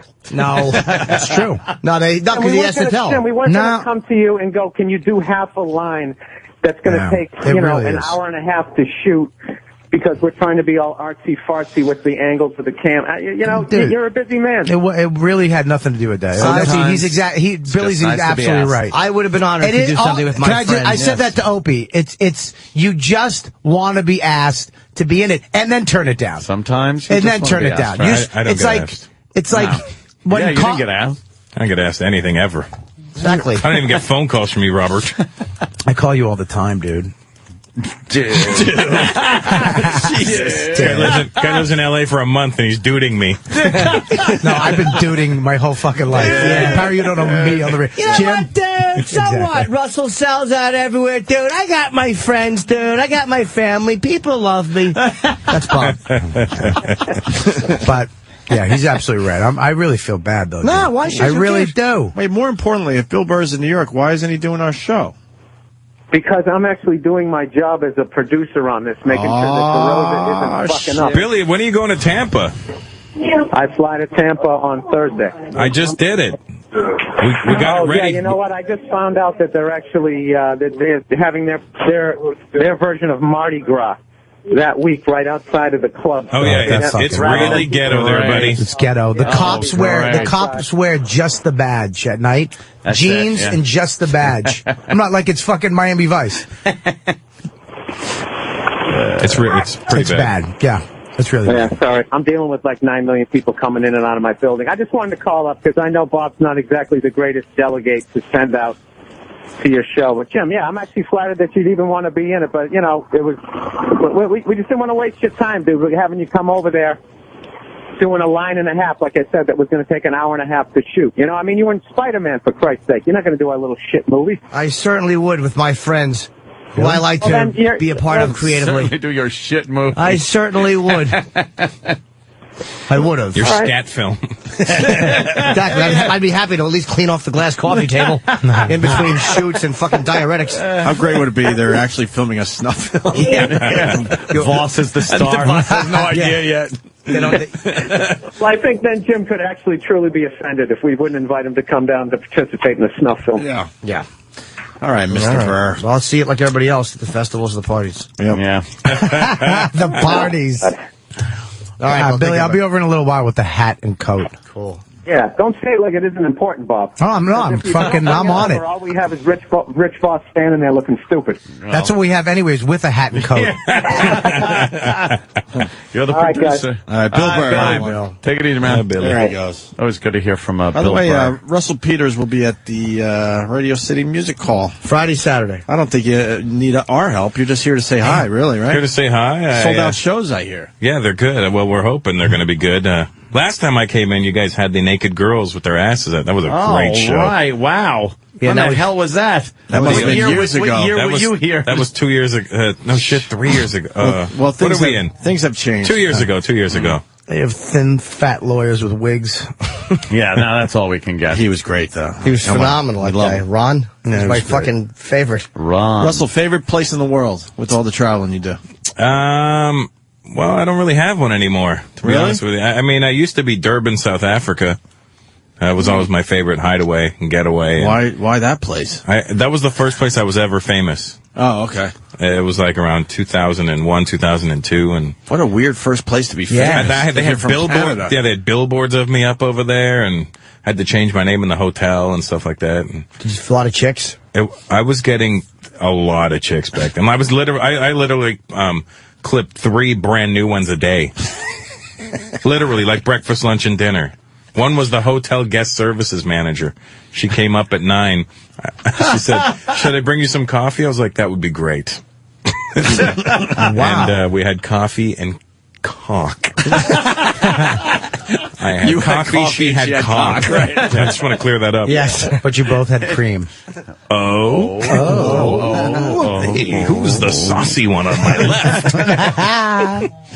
So how about England? You do well in England? I do. Last year I set the record at the for highest attendance for a single stand-up performance in UK history. Jesus Christ. I did the O2 Arena where Michael Jackson was supposed to perform. That's all. How many people is that? 16,500. Jesus Christ. I did Bananas last weekend in Hasbrook Heights. How'd that go? It was I hate almost it when full. you brag. Yes, we have no bananas. They didn't even give me ripe bananas. No, they were green bananas. Did you do well? Well, the shows are great. Yeah, a lot of fans came out. Oh, and thank you. Yeah, it was awesome. It was a good time, but See? not that shit. It was. You've done those venues though. It's not like you don't know what it feels like. All right, do. You've done them. You've done them, kid. Done what venues? Your Those venues? big venues. Yeah, they didn't know I was doesn't coming. matter. You were still on. You know what it feels like. I could have not went out and nobody would have said anything. I could have every That's show. irrelevant. 5 minutes before I was supposed to go, I go, I'm not going to do this, and nothing would have happened. No one would be disappointed. Nope, they could have brought out fucking anybody, and they'd be like, who's this? So Russell has a lot of rappers that go to his show. I'm actually jealous. He's friends with Melly Mel. That's kind of cool. We should call Mel right now. I wouldn't know what to say to him. What would we say to Melly Mel? You just get his voicemail. You reach. Sometimes he has two phones. One of them is the voicemail just comes on and it'll be like, muscles, baby, muscles. The fuck? Because that's what he calls himself now. He calls himself Muscle Simmons. You can't call yourself Muscles. Yeah, it's got to be a because he is. He's fucking. The guy's like 50 years old and he's Diesel. But now his other one, he's rapping on the other voicemail. Jesus. You did a crib, MTV Cribs, right? I did. I'm doing it again next month. I'm doing my new house in L.A. and my Vegas house. How many houses do you have? Must be a small house. I have 5. You have 5 houses? Yes. Where are they? Thank you, Market. Where are all the 2 in houses? Toronto, 2 in L.A., and 1 in Vegas. Oh, okay. The reason I have 2 in L.A. is because the market's so shit I can't dump the other one. Right. So I got renters in there now. What about you've gone to Dubai, right? Yeah. I'm kind of obsessed with the Dubai Burj, the new tower. Right. What is it like there? How expensive is it to go to Dubai? Because I checked Emirates Air. I was pricey. It's only $1,400 to go first class to Dubai. Oh, first class. 17,000. But you don't need to go I've first class. flown that. The private suite. Yeah. Yeah, I've done that. And it has a shower on board, too. Oh, yeah, isn't some prince a big fan of yours? There's some The king of Jordan, when I was there in Jordan last month, the king of Jordan invited me over. The fuck does that happen? He's a fan. Jesus. Wow. So he invited me over, and me and Gabriel Iglesias went. Me, Gabriel, Angelo Sarukis, Larry Omaha, my brother, my sister-in-law, and Gabriel's girlfriend. We all went over to the king's palace, and he cooked us Kobe beef. Wow. Like, he literally cooked it for us right in front of us. He had like a little teppanyaki grill, and then he got us hammered, and then he told us to call him Ab. His name's King Abdullah. He's like, he goes, by the way, my friends call me Ab. And by the way, he went to school in Boston, Bobby. So he he has an American accent. Really? Hey. Did he give you any gold or money? No, he gave me a watch. He gave me a watch, and I'm looking at Anthony's watch, and it looks similar. Is that Special Ops, that watch, or something? It is a Special Ops. He gave me a watch. Special Ops watch. Damn, look at you. So you hung out with the king of Jordan? Yeah, and then after he feeds us, gets us drunk, and then he goes, "Do you guys like to fire guns?" Wow, and this we're guy like, is. "Who doesn't like You to sure fire it wasn't guns?" Anthony you weren't hanging out with? And This is then my long lost dad. he has a range in his in the palace, so we went into the gun range. Every gun you could imagine. And Jesus, that sounds fantastic. Automatic weapons, and so he goes, "Here, first we'll fire it in like single mode, and then as we're firing, he clicks it and like." And he had a sawed-off shotgun. I go, "What's this for? In case you bump into a 7-Eleven late at night?" And he had everything. You could have just killed him right there. I was thinking that too. I was thinking that, and I'm like, gone, I just assassinated him. yeah, that would have been real. Wow. We were thinking about it because there was no security around us. We're like, this has got to be some sort of weird security breach. Yeah. But he was cool as shit, so. You'd probably get the barrel just to him and then just be Swiss cheese in 2 seconds with these hidden guns somewhere. Oh, yeah. Where is Jordan? Between what and what? It's next door to Palestine and Israel. It's sandwiched between Palestine, Israel, Kuwait, and Iraq. So the neighbors weren't complaining about the gunfight. They didn't even notice over there. What the hell is going on? Do you hear mosquitoes? I'm going to Dubai in February if you want to go. I do want to go there. I want to go to the what did you stay? You didn't stay in the new tower. I want to stay in that hotel. No, I never stayed. It's I haven't been there either. How expensive do you think the hotel is in the fucking big building? expensive? They have that one other hotel, the Jumeirah Beach one, really expensive, the 7-star. Does it look like a fucking the sail? Yes. No. Yeah, that you have to pay an entrance fee just to go look at it. Wow. Because it's that, and it's gross and opulent inside. What's a 7-star? I don't know. I think somebody jerks you off to get you to sleep. How much a night? for that? I don't know. It's too fucking expensive. I wouldn't even consider it. But wouldn't they put you up there if you were doing a gig? No, they put me up in some other Jumeirah Medina, some shit. Nice. It's nice, but you couldn't bring chicks back to your room late at night because apparently some Russian mafia shit happened there, and they whacked somebody in the gym. Yeah, so what they did was they had hookers go in with him, and then the hookers let the mafia guys in, and they shot the guy who chopped him up or something. Jesus. There was obviously other issues there. Yeah. So I met a chick out there, and she wasn't a hooker. She was just a chick, and they were like, she can't go back to your room. And I go, well, I'm not going to fuck her in the lobby unless you want me to. And so I complained to the manager, and they were like, oh, sorry, sir. We know it's a rule for everybody. You're okay. So, and thank God the guy, like, everybody's fucking Indian there, so I was okay. Security guy was Indian. I said some shit to him in Indian. I was like, and he was like, okay. And then, wow. So you think that 7-star hotel? I mean, it's nice, but I don't think it's worth the trip unless you're working. Okay. Okay. No, I'm glad you said that. What, to Dubai? Yeah. Because right now they're economically getting their balls kicked in, so I'm like, you might be able to get pretty good deals, and it's the world. You can fly Emirates, not first class, and it's fine. It's really nice. I'm sure if you have too much of a layover on Emirates Air, they give you a car and put you up in a hotel. Like, you call up and they're like, you have a car waiting for you at the airport, and they put you up in a There's hotel. dynamite in the trunk. You pull up to the hotel, it explodes. Yeah, it's not that bad there. So business is probably nice in Emirates, right? Business, it's a flat bed in business. Yeah. Wow. Really? Yeah, first class is a suite. And it's with Contempt. It has a door. Your room, you have a room on the plane. It's like you're on a ship. Yeah, it really is. And it gives you a 27-inch TV in front of you. How big is the TV? Is the business one pleasant, though? Yeah, the business one is like a first class on somebody else's. How much your business, you think? $45,000. Probably around $5 to $6 grand, maybe money, more. Man. $5 or $6 grand. It's gonna go in style. $1,400, coach. What's coach? It's a long flight to go coach. Yeah, it's not that long, and they have TV and everything. Long legs. You can buy 2 seats in coach. You'd be fine. $2,800. I might as well just go first class for $17,000. I'm gonna shit when I saw that. Wow. It was great. But it's we had the promoters pay that one. Business sounds fine. For $5 grand, you could stretch out in I'm a saying bed. $5 grand. It's probably more, but I'm just saying. Oh, okay. That's $5 grand. You know the certain flights from American Airlines and United Airlines to LA are $5 grand? Jesus. Round trip? They are. What? Yeah, it's retarded. They have flat seats almost, but it's a lot of fun. I always fly Virgin America now. What's that? Yeah, Virgin America. I flew Virgin America. They're a cool airline, man. It's got the purple light in it. The only problem, the planes are fucking dirty. They have Wi-Fi, though. I know they do, but they're not washed well. I didn't like it. There was like fucking nasty crumbs on my foot. It's almost like they're fucking in a rush to turn the plane around, and they're not staffed properly. That was a big fucking thing with me. Like, oh, Did you have the bed, though? In first class? It doesn't. No, it's not lie flat. It's very comfortable. Flattish, yeah. Comfortable, but it's white leather, which looks dirty. They got movies. The cleanliness of the plane I didn't like. A lot of good movies. Maybe you just had a bad cleaning day. What's Patrice doing on TV back there? Whoa. It looks like a gentlemanly Patrice. That's the star from Precious. We sort of do the same joke with other things. Yeah, we do. Hey, let's go to Sean in New Hampshire. We got Russell Peters in studio. Sean. Hey, guys. How you doing? Hey, Sean. Hey, Sean. Russell, I think I know who you're talking about with the Sultan or Prince or whatever his name is. King Abdullah? Whatever his name is. I think I met him freshman year at Bentley. He was supposed to live with one of my buddies I grew up with, but when he walked into the dormitory, it was not worthy of a sultan or whatever you want to call him. So he went downtown Boston and bought a multi-million-dollar home just for the semester, or for 2 semesters or whatever it was.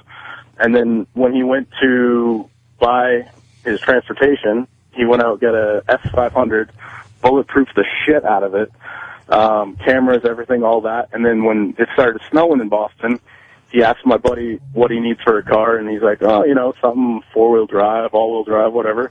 So he goes out, buys a 911, bulletproofs the shit out of that, drove it twice, and then sold it to one of our buddies for $1. No. I mean, wait, how old are you? 30. Oh, that's not him, because he's 48. Oh, okay. Yeah, I think you might have missed him. Maybe it was his son? I'll tell you what, he's not that guy. He wouldn't do that kind of shit. Well, he's so normal, it freaked me out. Yeah. Like, he's so normal that you forget he's a king when you're hanging out with him, until he said, what time's your flight in the morning? And I go, 10:30. I said, I'll probably leave the hotel at 7:30. And he goes, oh, that's too early. I'll call the airport. You leave at 9. Yeah, that's... Wow. That rocks. Only the king. Wait, he was just going to have the airport let you right through? Oh, yeah, he did. We got to the airport, and these dudes met us, took our passports and our bags, and said, go this way, sir. And we went up to a VIP room and waited. And that was it. You want the best shit? Here's what happened. Because we were hanging out. This is true. This is the truth. I can't believe it. So we're in the VIP room. We'd hung out with the king the night before, ate his food, drank his liquor, fired his guns, cool as shit, made jokes with him, cracked jokes with him. He was telling us stories about George Bush and stuff, about how George Bush was actually a really nice guy. And he goes, George is a very nice man, and he's very funny, and he's a really cool guy to hang out with. He's just not smart enough to run a country. and so we're taking all this information in, and then the next morning we get to the airport and they let us in. We're sitting in this VIP room. We're all looking at each other like, did we really just hang out with the king last night? It's about 10 to 10 now. Our flight's at 10:30. An angry-looking Arab guy walks into the room holding a passport and goes, Rosa Peters? And I'm like, that's me. I'm feeling cocky as shit because I hung out with the king. He goes, that's me. He goes, come with me. And I go, nope. And he looks at me very seriously and goes, come with me. And I'm like, shit, okay. Where's your bag? I go, right here. You have 2 cell phones. Give me them. I go, how the fuck does this guy know I have 2 cell phones? And he snatches my cell phone out of my hand, and he's leading me out of the room, and I'm looking at my friends, and I'm looking at Gabriel and Angela. I'm like, what the fuck's going on? Like, we don't know. Leads me down the stairs to a hallway where there's 2 armed guards with Uzis pointed directly at me. And I'm like, my ego kicks in and goes, holy shit, the king's coming to say bye to me. That's what I'm thinking. This is incredible. So he walks me into this room, and the guys with the Uzis they're pointing them at me the whole time. So he sits me down in this room, and one guy has a gun. He's standing at the door with the gun pointed at my head, aimed at my head, and the other guy has the gun pointed down the hallway like they're expecting somebody to try and assassinate me if these guys don't. So the guy's like, where were you last night? I was like, I did a show, and then I went to the palace. Why did you go to the palace? Because I was invited. By who? I'm like, the king. Which king? I'm like, what do you mean, which? The fucking Don King invited me. I go, the king. Which king? And I go, the guy behind you, because there's a picture of him right there. I go, that king. He goes, my king. I go, yeah, your king. Why did my king invite you? I'm like, I don't know why your king invited me. He's my friend. I'm acting like he's my friend now. Like we're fucking homies, right? When he finds out. He's mad. So this guy lights up a cigarette and he's like, huh. And then I hear commotion in the hallway and a lot of Arabic being spoken. I'm like, and this guy. And I hear, hey, bro. Hey, I'm like, hey, fool, don't fucking point the gun at me. And it's Gabriel. And Gabriel Iglesias walks in the room and he's on the phone. And I go, Gabe, what the fuck's going on? And he goes, here. And he passes me the phone and I go, hello? And it's the king. And he goes, never be the first to leave a party again. You just got punked, biatch. Holy shit. It was worth it just to have the king call you biatch. And then he goes, were you scared? And I go, nah, there's a little Hershey's Kiss in my underwear, but other than that, I'm okay. Shit. My tits were sweating. Who knew this guy was such a card? And then Gabriel goes, hey, you're lucky that's the one he wanted to do to you. He was coming up with all kinds of pranks that weren't funny. And I go, well, what was the unfunny one? He goes, he was going to take your luggage and put a bag of white powder and a gun in it. I go, that's not funny. So wait, did the guys finally laugh when it was revealed and he called? Oh yeah, the guy behind the table looked at me and goes, I'm so sorry, sir. I'm so sorry, sir. And then the guys with the Uzis were like, haha, sorry. And I'm like, motherfucker, you had a live gun pointed at my head. That is great. That is a great story. God damn. Jeez. That's fun, man. That's great. Wow. Isn't the King of Jordan? Isn't that where, what's his name is from? I believe Jordan was, Alzar Kali. Alzar Kali, the one who was beheading everybody, I think, was Jordanian. Yeah. There's like a lot of militants in Jordan. Sure. Well, not the king, but I mean, the king's so normal. It's weird, you know. It's just so odd. But till he pulls some king shit out, like I'll call the airport. Not the airline. Right. The airport. And then you realize you're flying with Royal Jordanian and he's the royal part. It's me and the country name. You know?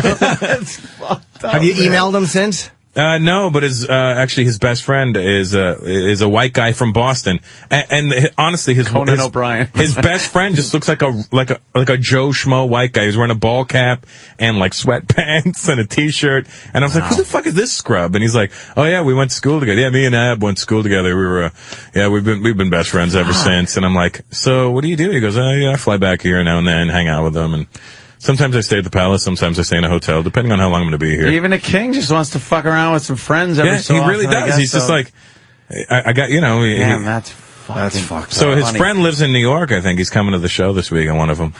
I don't know which show, but one of them. That's his life. Yeah. who are my friends? They don't put me in a 15-minute movie. His friend plays a fun prank with guns and cocaine at the airport.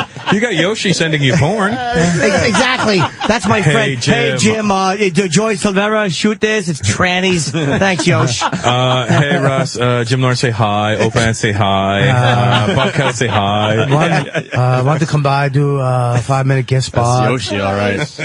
Ant's got guns. We'll get a prank together with you, Jimmy. Yeah. We'll take care of you. It won't be the same, but Please we'll make try sure they're something. unloaded so you don't have a Brandon Lee situation. Oh, fuck. God, right? The King is making him Kobe beef. I go to Anthony's. I'm like, you got anything? He's like, there's 3 Doritos in the bottom of the fucking drawer. You like bologna? Yeah, he makes me lick pimento off his cock. I like it. And that's only because you like pimento. You know what? It's not going to get better than that. We should bail. Yeah, he's 10:30 or wrap it up. Russell, that's a great story. Thanks, buddy. Russell Peters, we don't need to promote the sold-out shows at Radio City Music Hall, but we should brag and say they're sold out for you. Yeah. Nokia Theater, is that sold out? Nokia in L.A.? I don't know if it's sold out. That's February 6th in L.A., Ticketmaster.com. And what do you want to promote here? You're on Twitter, you're everywhere. That's it, really. I don't know. I'm doing Lopez next week, the show. Cool. Well, the real Russell P. on Twitter. That's right. I'm going to start following you. What the fuck? Thanks, buddy. If you got stories like that, I got to fucking see what you're up to. And RussellPeters.com. Shit, man. If you're not doing anything, we're here tomorrow. We can, You know what? I love the show, so I'll come in, yeah. Here, come back tomorrow, man. Yeah, let's do that. Yeah, because every time you show up, like we have something else Something going great on. is happening here. You're good energy for the show. Just hang It's either out. tits or psychotic lawyers. There's either tits or wigs. We'll call it the Tits and Toupee Show. Bobby, you had no idea it was a wig, right? Nothing. No, I thought I'm bald, I so I didn't look at it jealously. I'm like, wow, I wish I had hair like that. Yeah. You could for just $10.99. And I just need that and a nail. You can also put it upside down and serve jelly beans out of it. Russell's doing Radio City, and I'm doing this weekend. I'll be at the Virginia Beach Funny Bone. Nice. So does that mean you can't stop in this weekend? Well, it's kind of like Radio City. Funny Bone. Yeah, without the whole theater vibe. You said to do 18 shows. What? Richmond. What did I say? Why you have to humiliate me? Richmond, Virginia. I'll be in Richmond. Why do you have to humiliate? What did he book it? Thank you, Kenny, for Teasing you, running of right course, in. James. It was like he had been waiting right outside for me to make an error so he could correct me. That's what he does. He's ominous. Yeah, he really is. He is just the worst. I like the Richmond Club. Sorry, You love the sound guy there. I got to officially apologize to Kenny for, having his seat greased up yesterday as we were having lunch at F.H. Riley's. What happened? What? Oh, my God. What'd you do? Larry's across the street from F.H.? Larry's always in F.H. And, Larry. and we usually park there because it's easy instead of getting a meter. Oh, no. And we parked it nice, and Larry's like, nah, not good enough. And he comes out of the garage, and he's all greasy. He's a mechanic. And I'm like, I knew right off the bat, this isn't good. Larry should not sit in Kenny's fucking truck. Kenny's Sits in his truck. meticulous. Fucking parks it differently. We go and have lunch. We come back, and sure enough, there's grease all over Kenny's driver's seat. I'm like, and we all know Kenny is an obsessive. He's crazy with that truck. He's an OCD neat freak, and I'm like, this is not good. He goes in and causes a little bit of an issue with Larry, who's sarcastic, right? Well, help me out here, Kenny, because Kenny's a giant man. Yeah, I didn't hear the conversation with Larry, but Larry Very wasn't dangerous. happy that you had to tell him that he got his grease on your seat. I brought to his attention very politely that he got grease all over my gray leather seat in my brand new truck. And not to mention Bob Kelly, who blew smoke in there last week. We're still smelling the smoke, shit, Bobby. What did Took a haul outside of the car, went into the car, It came blew in with one. Bobby. One smoke. But we still smell it, and trust me, Kenny's not happy with that. I don't care. It's not my One fucking... fucking thing. It was like half a Doesn't smoke. matter. Brand new car, buddy. Yeah, it doesn't smell new anymore. Exactly. There's only one diuretic shit on the dashboard. So Larry wasn't happy, right, Kenny? Yeah. He came out with another greasy rag. Yeah, to clean it off. Great. Yeah. And he goes, what do you mean? It wasn't me. It's a brand new jacket. The guy's covered with grease. He just smeared it evenly so you can't tell anymore. So I thought that was the end of it, and Kenny picks me up this morning, and I got into his car, and I went flying forward and fell onto the floor because he got the whole car, I think, detailed. The armor all? Yeah, so it's like A leather cleaner. So I go, Kenny, you really cleaned it after the Larry incident. He goes, oh, yeah, I did as soon as I got home. GH, I can't subject you to something that hideous. Oh, yeah, it's all about GH. No, I think it's about you. Tell him about the condition of my car when we found it. Oh my God! It was parked under a pine tree for a year. Kenny was having a panic attack when he saw the car. Turn on the air conditioning, just pine needles and bees come out. It was buried with pine cones and pine needles. We had to shovel it out. We did shovel it out, and it didn't start. This is not Kenny's world. It's my world. I'm used to this shit. I don't know. I don't know any different. But Kenny was having some fucking panic attacks yesterday. Yeah. Yeah. You poor bastard. But it's okay. I'll do anything for you, GH. It's amazing. Hard to follow the King of Jordan story. Kenny had to brush a pine cone off the hood. Oh, I know. Well, we constantly try. They get a tree freshener and open it halfway for his car. What's that? Yeah. Oh. I'm not doing it. I didn't hear it. You almost. Hey, Bobby, what are you promoting? I'm not an asshole. Everyone promoted. What about you? We're out of here. I'm promoting a movie. Oh, fuck the movie. Let's get the fuck out of here. Russell, we'll see you tomorrow, hopefully. Bye, guys. Anthony.